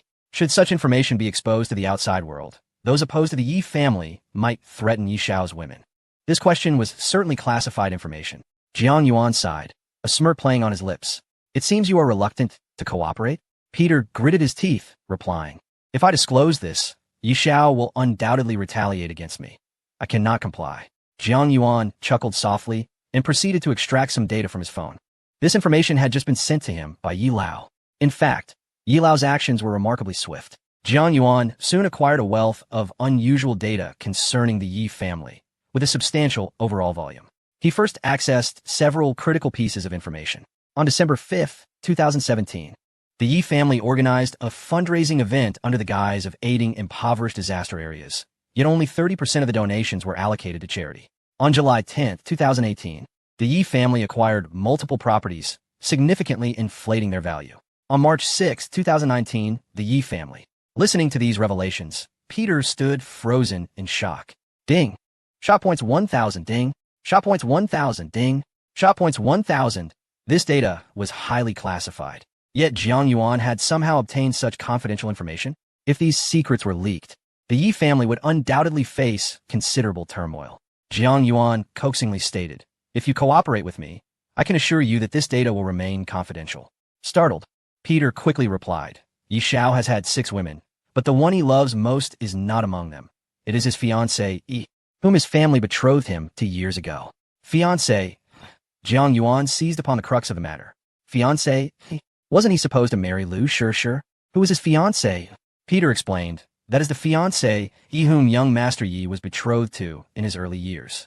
His family is particularly interested in Miss Lu's wealth, which is why they arranged for young Master Yi to marry her. Where is she now? Peter quickly added. She is still studying abroad and is said to be returning home in a few days. Jiang Yuan clapped his hands. Excellent, very good. Provide me with the specific details about his fiancée. A chill ran down Peter's spine as he asked, What do you intend to do? Jiang Yuan leaned in closer, whispering with a smile, Since this young Master Yi wishes to take my woman, do you not think I should repay him in kind? Peter was taken aback, exclaiming in shock, Are you truly planning to confront young Master Yi head-on? I advise you. The Yi family conglomerate possesses an unfathomable strength. Even if you have some data, it is hardly sufficient. Peter believed that even though Jiang Yuan might possess some incriminating evidence to use as leverage against the Yi family, such evidence would not be fatal. Otherwise, if the Yi family were so easily dealt with, they would have likely collapsed long ago. Chapter 135. Ruthless Persecution. Peter returned home, feeling utterly dejected. Before his departure, Jiang Yuan had delivered several forceful kicks to his rear, leaving Peter on the verge of tears. Yet, aware of the prevailing circumstances, he dared not voice his indignation, ultimately forcing a few hollow smiles as he left the Wang residence in a thoroughly disheartened state. Jiang Yuan watched his retreating figure with a cold snort, quietly awaiting the data results from old Yi, while contemplating how to uproot the Yi family conglomerate. After a moment of reflection, Jiang Yuan suddenly recalled something and called out to Yao Wenwen, instructing her to summon more chefs, as they had yet to dine. Yao Wenwen, feeling a bit aggrieved, asked, Boss, is my cooking truly that unpalatable? Jiang Yuan replied earnestly, Wenwen, allow me to share a brief tale with you. Noticing the seriousness in his demeanor, Yao Wenwen straightened up, eager to listen. Please, do share your story. Jiang Yuan began his narrative. It was the tale of a young couple at home. The girl was preparing a meal for her boyfriend, enthusiastically presenting a dish of Coca-Cola chicken wings. "Darling, do taste my creation," she urged. The boyfriend feigned surprise after taking a bite, exclaiming, "Delicious." Blushing, the girl asked, "Really?" However, upon sampling a piece herself, she retorted, "You deceived me. It's barely cooked." The boyfriend, unfazed, replied, "Silly girl, I adore whatever you make." The atmosphere was filled with sweetness as they enjoyed the dish together. Upon hearing this, Yao Wenwen felt a wave of emotion and warmth. However, Jiang Yuan's tone shifted. But 3 months later, the couple perished from avian influenza after consuming the undercooked wings. Yao Wenwen's expression turned to one of shock. Jiang Yuan sighed, explaining, "This story illustrates that one must speak the truth. If it tastes terrible, one should say so directly, thus averting the loss of lives." "Do you understand my point?" Yao Wenwen, her face filled with melancholy, nodded. "I understand. I shall find the chefs at once." Jiang Yuan smiled indulgently. "Good girl, from now on, refrain from cooking. I wish to live a few more years." Yao Wenwen stumbled slightly, almost fainting from exasperation. Upon Peter's return to the Yi household, he recounted Jiang Yuan's actions in detail, embellishing the tale for the sake of revenge. "That Jiang Yuan is utterly arrogant," he proclaimed. "He referred to you as a worthless second-generation heir, a disgraceful fool, and a source of amusement." He continued, "He claimed not only to desire Lu Shishir, but that he would lay claim to all your women, gradually encroaching upon your assets until he devoured them whole. He even threatened to obliterate the Yi family conglomerate, erasing your father, Yi Qianfan's lifetime of effort in an instant." Peter had suffered greatly at Jiang Yuan's hands, forced to endure a feast of dismal dishes and receiving several stinging slaps. Even as he departed, Jiang Yuan had exuberantly stomped his foot and bid farewell to his own posterior, further inciting his ire. He seized the opportunity and immediately incited hatred towards Jiang Yuan, directing Yi Xiao to exact vengeance on his behalf. As anticipated, upon hearing these words, Yi Xiao's fury ignited. He sprang to his feet, embodying an air of haughty authority. Was Jiang Yuan truly so audacious? Yi Xiao found himself both enraged and amused, even absent-mindedly touching his nose. Peter's heart soared with delight. He recognized that this small gesture was a telltale sign of Yi Xiao's wrath. Jiang Yuan was doomed. Peter thought gleefully. Yi Xiao promptly issued orders, declaring that Jiang Yuan's only support stemmed from a law firm, Carlo Associates, and a school. "Immediately contact the lawyers from this firm. We shall spare no expense to hire them under our banner." Upon hearing this, Peter's spirits lifted, and he added, "It seems Jiang Yuan has had a falling out with an Angshi law firm." Yi Xiao felt a surge of satisfaction, clapping his hands. Peter, immediately taking command, began to reach out to contacts. Within half an hour, An Heng, Anna, and Zhao Juanhe arrived at Ye's group. They were apprehensive and became even more nervous upon meeting Yi Rongtian, for this was the stronghold of the billionaire Yi family. How could they possibly compare? A careless move could lead to dire consequences. Yi Xiao, with a keen mind, sipped his tea and inquired, "Do you have grievances with Jiang Yuan?" An Heng was momentarily taken aback. Before he could respond, Anna exclaimed, "Yes, I despise him." Clap, clap. Yi Xiao clapped his hands in satisfaction and declared, "I offer you an opportunity for revenge. I am allocating 100 million in funds for you to leverage your connections to recruit people from Carlo Associates." 100 million. Anna's face lit up with unrestrained joy. With such resources and the backing of Ye's group, Jiang Yuan would be firmly within her grasp.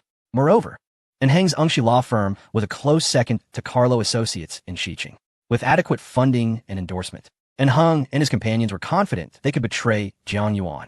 Yi Xiao then issued another command, saying, "Peter, contact Lawrence School. I intend to acquire this institution and ascertain the reactions of the other board members." Peter, filled with exuberance, understood that the board was not solely comprised of Jiang Yuan. If these members were swayed by the might of Ye's group or the allure of substantial funding, Jiang Yuan would gradually lose control over the school. Yi Xiao's strategy was undeniably ruthless. He aimed not only to seize all of Jiang Yuan's assets, but also to make him experience the bitter taste of betrayal from those around him. The fickleness of human loyalty was a lesson Yi Xiao sought to impart through the power of wealth. This was the fate that awaited those who opposed him. Yi Xiao reveled in his triumph. "Within the span of merely 3 days, I wish for you to lament all your past actions." Just as Yi Xiao had meticulously arranged everything, a renowned journalist contacted him. "Hello, Mr. Yi, I am Zhang Xiaoning. the journalist who had previously scheduled an exclusive interview regarding the Xiamen wealth ranking. Would it be possible to conduct your interview tomorrow morning? Her melodious voice resonated through the phone. Yi Xiao felt a stir of excitement. The Xiamen Wealth Ranking is a program that focuses on the most elite wealth holders in Xiamen. As the legitimate heir of Yi Qianfan, he was eager to represent the Yi Group in this prestigious program. The intention was, of course, to proclaim to the world that he embodies the most outstanding successor of the Yi Group. As for his brothers, they simply did not possess the qualifications. Furthermore, this program would be broadcasted live across the entire network, allowing viewers from Xiamen and beyond to witness it.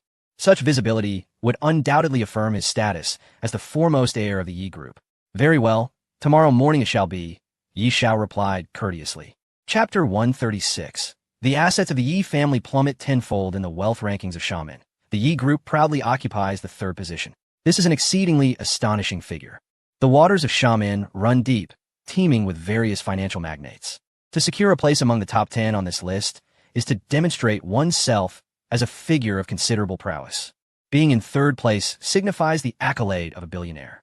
At this moment, the wealth rankings are continuously updating. First place, Tianjun Group, asset valuation, 805, 050, 513.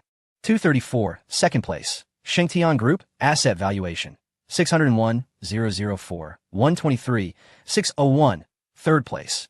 Yi Group, asset valuation, 400, 165, 401, 324. These figures are broadcasted live to the audience across the internet.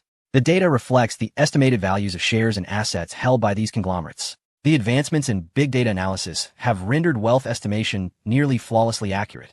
Although the numbers fluctuate, the overall rankings remain unchanged. The Yi Group stands firm in third place. A myriad of comments flood the screen. It is said that the representative of the Yi Group attending the interview today is none other than their eldest son, Yi Rongtian. Envy abounds for the son of a billionaire who will eventually inherit the entire Yi Group to manage. As the saying goes, not all fates are equal. It is often said that one must win at the starting line, yet it appears that the life of this affluent second-generation individual has him already waiting at the finish line from birth. Yi Xiao exudes an air of superiority as he leisurely strides to the interviewer's side, casually crossing his legs upon taking a seat. His demeanor radiates authority. Embodying the essence of tycoon, Zhang Xiaoning, the interviewer, breaks into a slight sweat, feeling a twinge of discontent. In fact, the first two segments of this wealth interview series were reserved for the successors of the top two groups on the wealth rankings. They conducted themselves with humility, displaying amiability without a hint of arrogance, making the interaction rather pleasant. In stark contrast, Yi Rongtian, despite lacking the wealth of the first two, presents himself as the most difficult individual to engage with. Although undeniably affluent, he does not possess the fortune of his predecessors. Yet, he carries the most overwhelming aura of superiority, which feels quite inappropriate. This Yi Xiao is excessively pretentious. One can observe his expression during the live broadcast, as if proclaiming his own greatness. He displays a distinct lack of grace. Were it not for his illustrious father, he would hardly be afforded the opportunity to appear on such a program.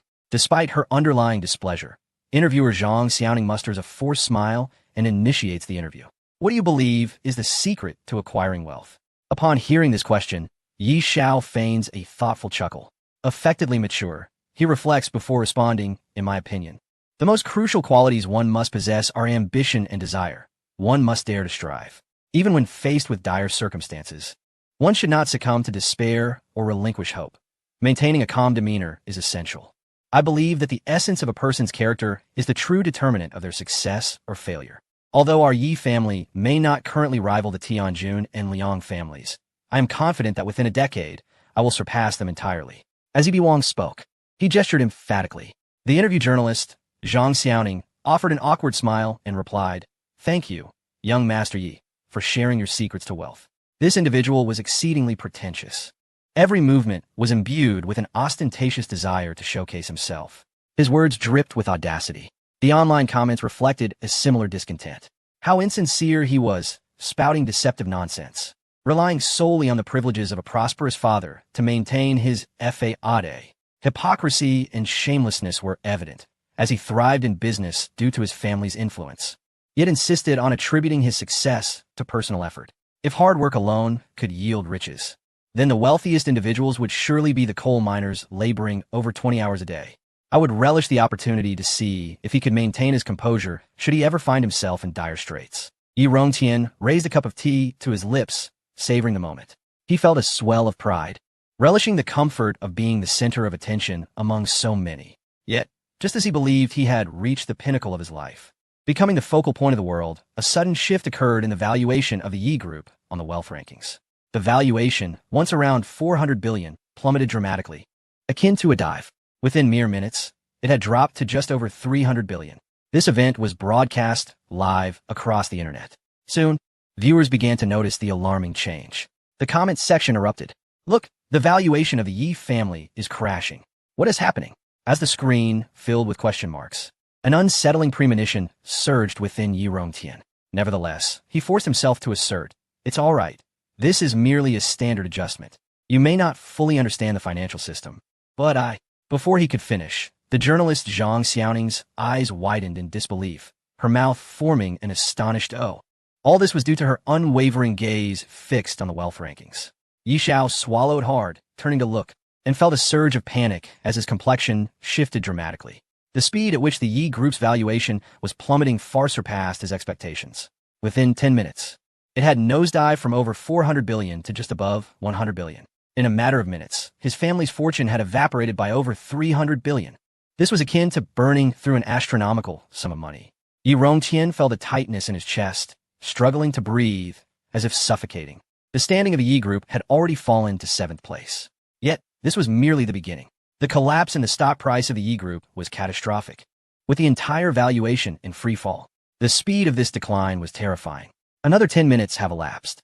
From over 100 billion, it has plummeted directly to over 40 billion. The Yi Group has even fallen out of the top 10. With the collapse of stock prices and the group's valuation, Yi Xiao was on the brink of a mental breakdown. What exacerbated the humiliation was that this spectacle was being broadcast live across the internet. The embarrassment he faced was of an extraordinary magnitude, as the entire online audience watched his misfortune unfold. Yi Rongtian's complexion turned ashen, nearly causing him to faint. Ironically, just moments ago, he had been fervently proclaiming a wealth secret, advising others not to panic in desperate situations and to maintain composure. Yet, he himself appeared utterly flustered, almost on the verge of losing consciousness. The drastic decline in stock prices and the collapse of valuation were all orchestrated by none other than Jiang Yuan. Chapter 137. The enraged Yi Qianfan. 1 hour prior, Jiang Yuan discreetly disclosed a plethora of confidential data concerning the Yi Group under an anonymous guise. Led by the venerable Yi Lao, the team of computer experts possesses formidable capabilities. The information they have amassed is undoubtedly catastrophic for the Yi Group. Even the mightiest empire has its fragile fulcrums. Once these points are leveraged, even the most colossal entity may collapse with a resounding crash. These data serve as lethal leverage and vulnerabilities, most of which can be readily verified through formal cross-examination. Many who encountered the information could quickly ascertain its authenticity, confirming its veracity with undeniable evidence. Astute observers recognized that a tempest was brewing over Xiqing. The Yi Group was poised to confront a harrowing storm. Compounding this threat, Jiang Yuan, while disseminating this information, added an alarming detail. Shortly, the Carlo law firm would formally prosecute the Yi Group based on this evidence. Upon hearing this news, shareholders in the stock market immediately descended into panic. The Yi Group's shares had demonstrated remarkable strength in recent years, seldom experiencing a decline, leading to substantial holdings among investors. However, the exposure of this data would undoubtedly wreak havoc on the stock prices. Under normal circumstances, they might not have been overly concerned. After all, modern public relations techniques have evolved rapidly, making it relatively easy to suppress certain information.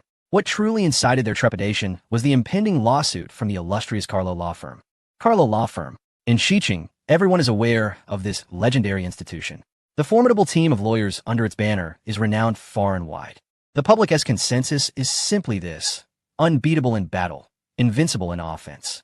Even those unacquainted with the legal realm have heard of this firm's prowess.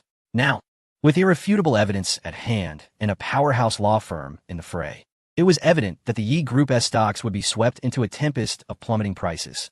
For the shareholders, the most prudent course of action was to divest themselves of their Yi Group shares, and urgently so. A delay could result in catastrophic losses. Thus, they found themselves ensnared in fear, frantically offloading their Yi shares. Consequently, the once lustrous stock prices of the Yi Group plummeted, swiftly reducing to rock-bottom values. Investor confidence in the Yi Group evaporated entirely. A dramatic scene unfolded as Yi Rongtian, brimming with self-satisfaction, appeared on a program, nonchalantly crossing his legs while giving an interview as one of the top 3 on Xiqing's wealth rankings. As he triumphantly shared his business acumen and life lessons, the value of the Yi Group's shares plummeted in real time. Unexpected occurrences often arrive with startling abruptness. Yi Xiao was left utterly flabbergasted, rendered speechless, and paralyzed with disbelief. The once commanding presence of Yi Xiao, bolstered by his valuation on the wealth list, began to wither in tandem with the drastic plummet of his fortune. In that moment, he struggled to reconcile himself with this harsh reality.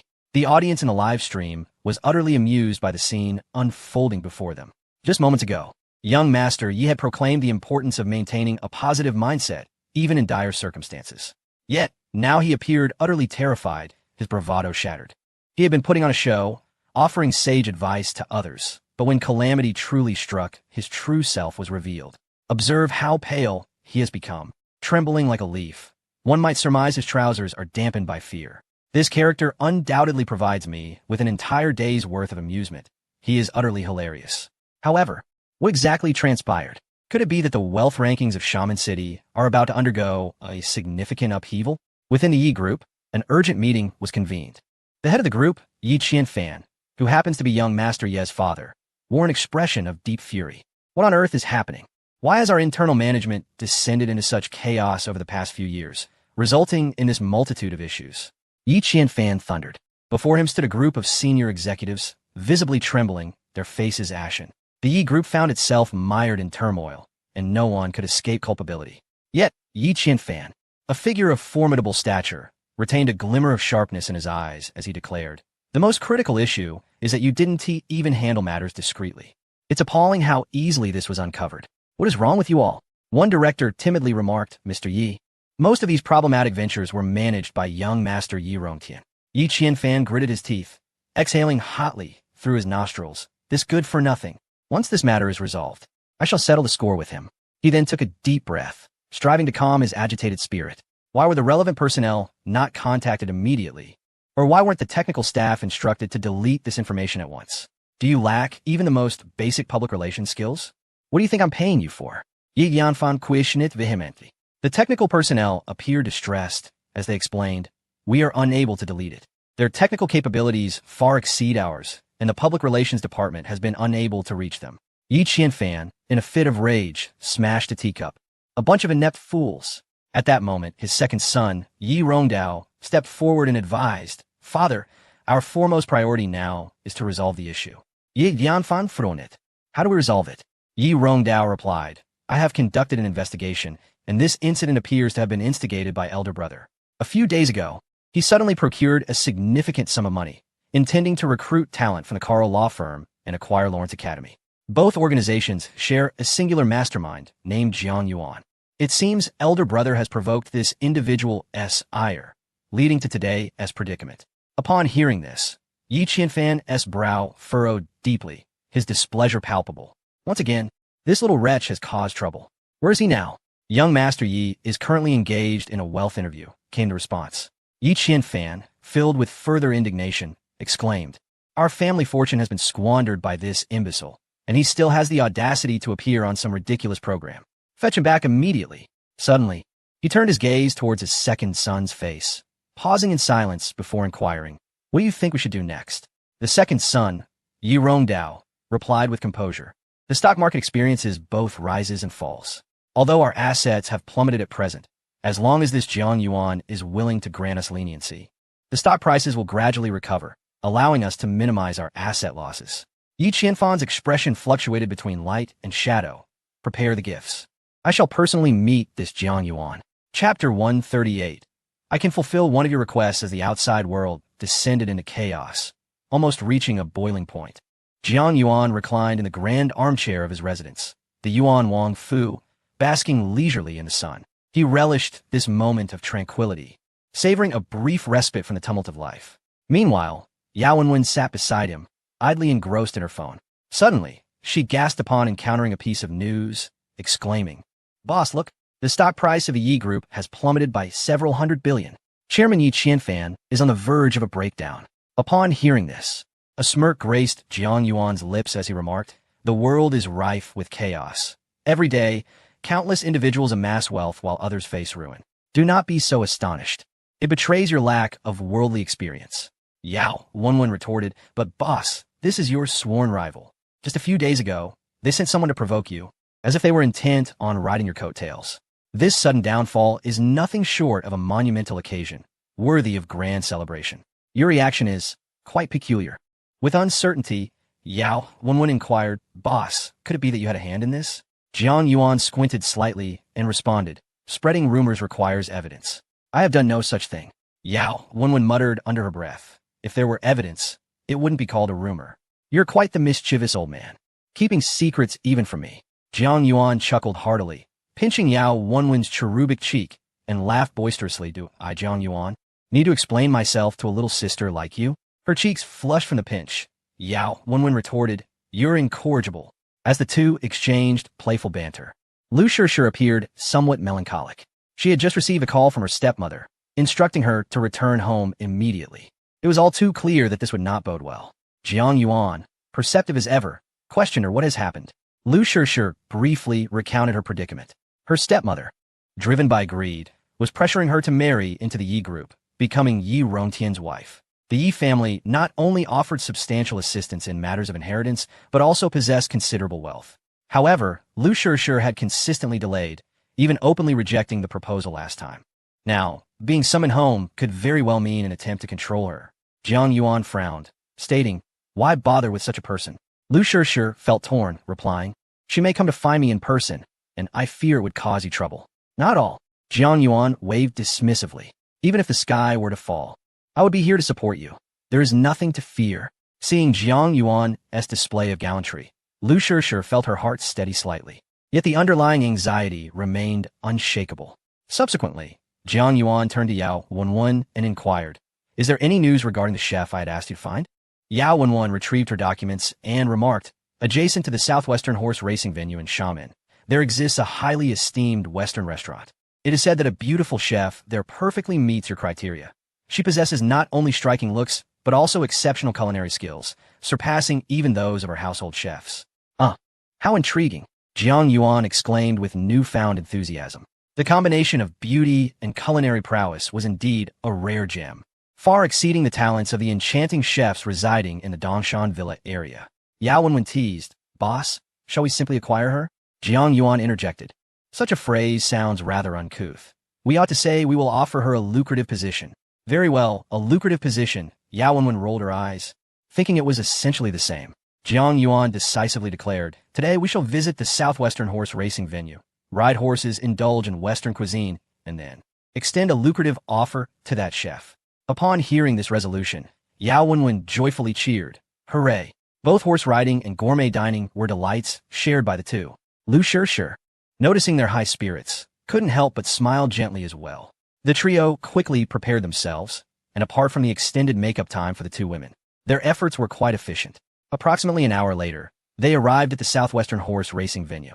Stallions with flowing manes stood proudly, each a magnificent specimen of muscular grace, emanating an aura of both gentleness and strength.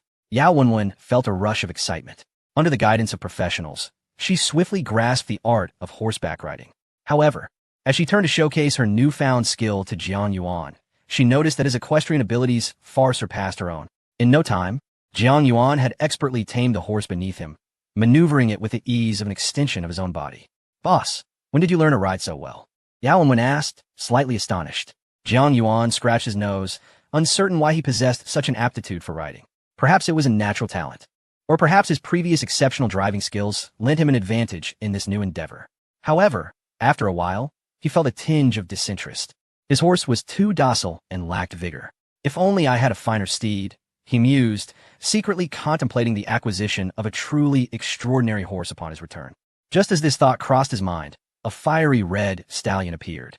Its hooves thundered as it galloped, mane flowing like flames, reminiscent of a crimson dragon. "What a magnificent horse!" Yao Wenwen exclaimed in admiration. However, when Jiang Yuan discerned the identity of the horse's owner, His expression turned slightly frosty.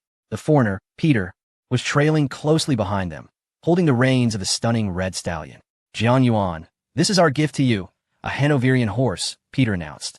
The Hanoverian breed is one of the most sought-after competition horses globally. A purebred Hanoverian is valued at no less than $1 million and can reach tens of millions. The horse in question is brought by Yi Qianfan, Yi Rongtian, and Yi Rongdao, one father and two sons.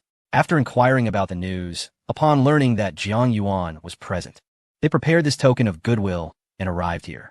Yi Rongtian, with reluctance and discontent, remarked, "Are you Jiang Yuan?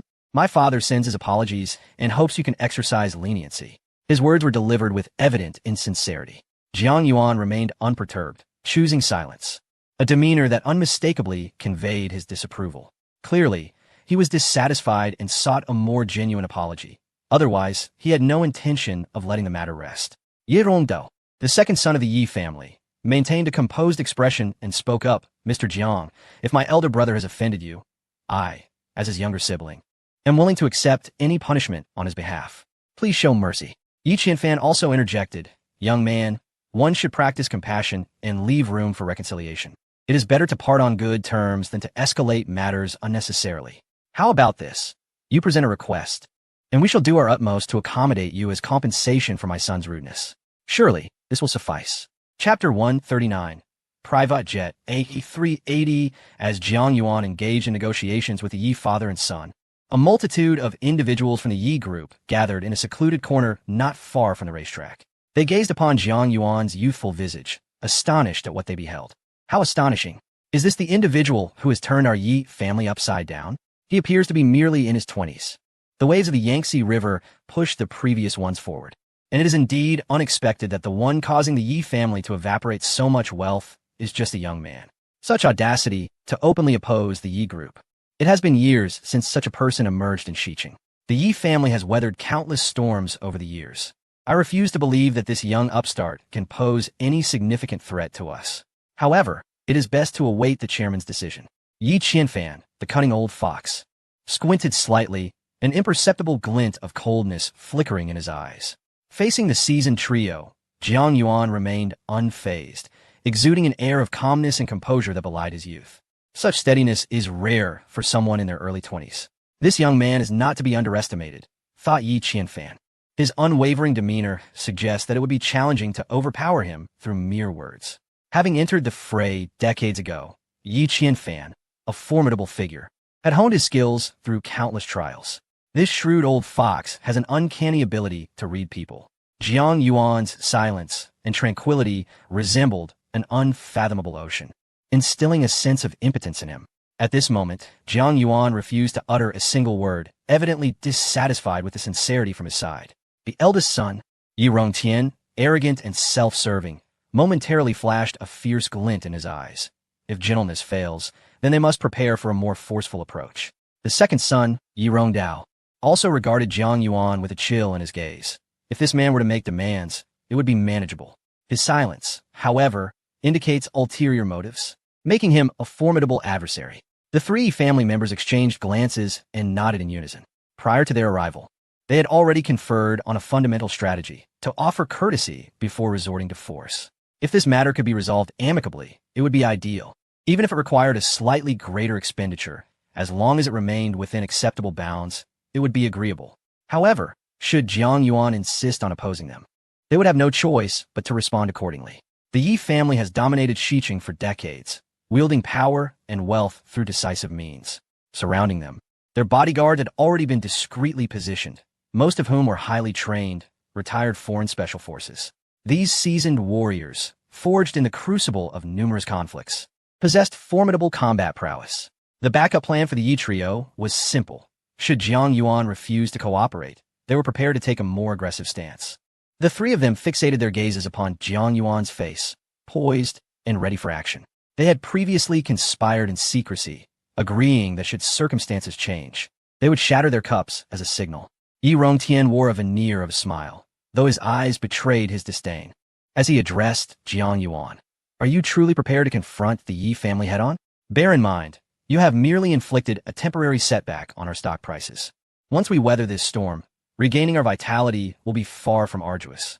At this juncture, emboldened by the presence of his father, Yi Xiao unconsciously exuded an air of arrogance.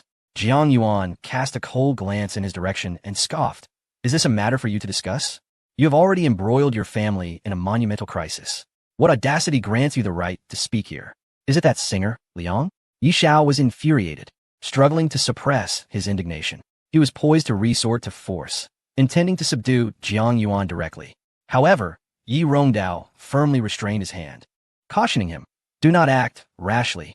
A flicker of resentment flashed in Yi Rongtian's eyes. How could this Jiang Yuan be so brazen? They possessed a clear advantage in strength. Why not simply subdue him? Negotiating terms seemed futile. At that moment, Jiang Yuan clapped his hands, and suddenly, the air was filled with the buzzing sound of helicopter rotors. Yi Qianfan looked up, astonished, exclaiming, a private A380? This must be worth at least 3 billion.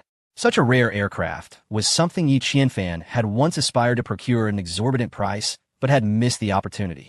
To his surprise, he encountered this precious private jet here, belonging to Jiang Yuan. Yet, this was merely the prelude to a more shocking revelation.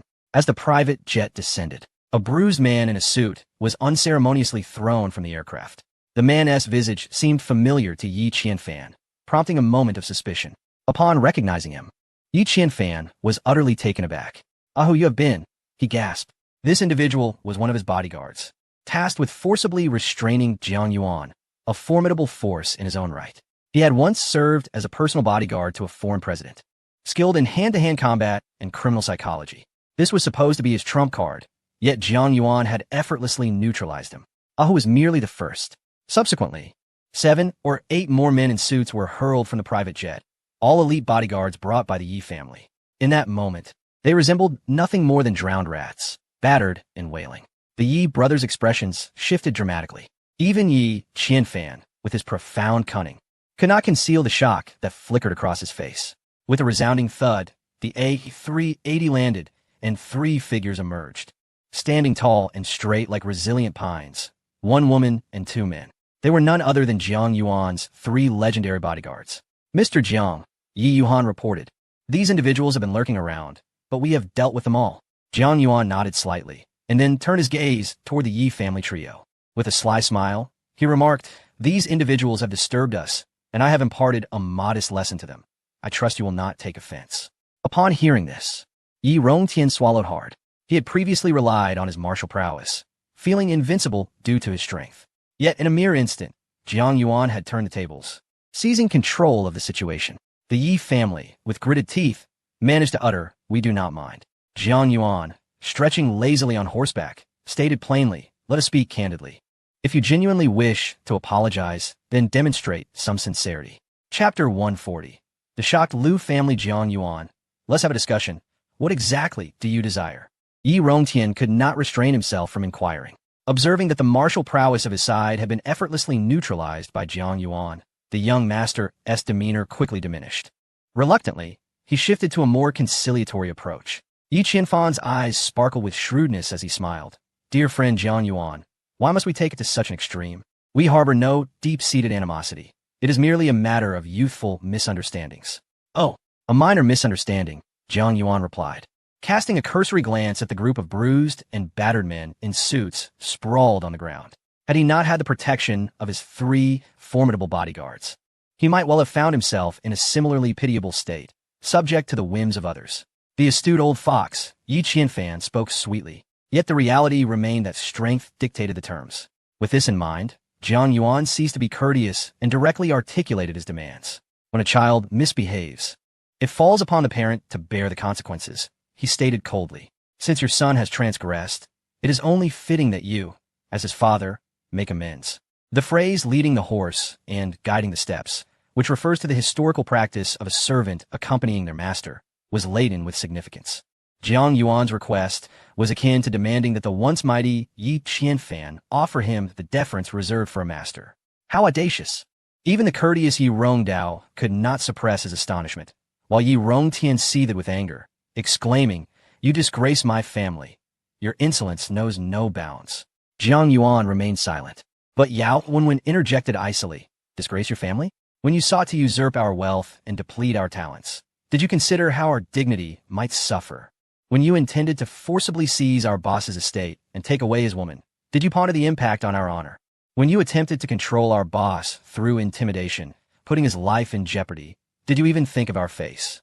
Today, we have demonstrated our capacity to diminish your assets tenfold. Tomorrow, we can reduce them 20-fold, and the day after, 30-fold.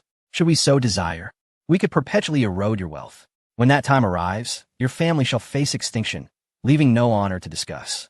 Our boss commanding Yi Lei to lead the horse is not a matter of humiliation for you. It is a privilege bestowed upon you. It is an opportunity for you to gain face. In that critical moment, Yao Wenwen's words reverberated with authority and gravitas.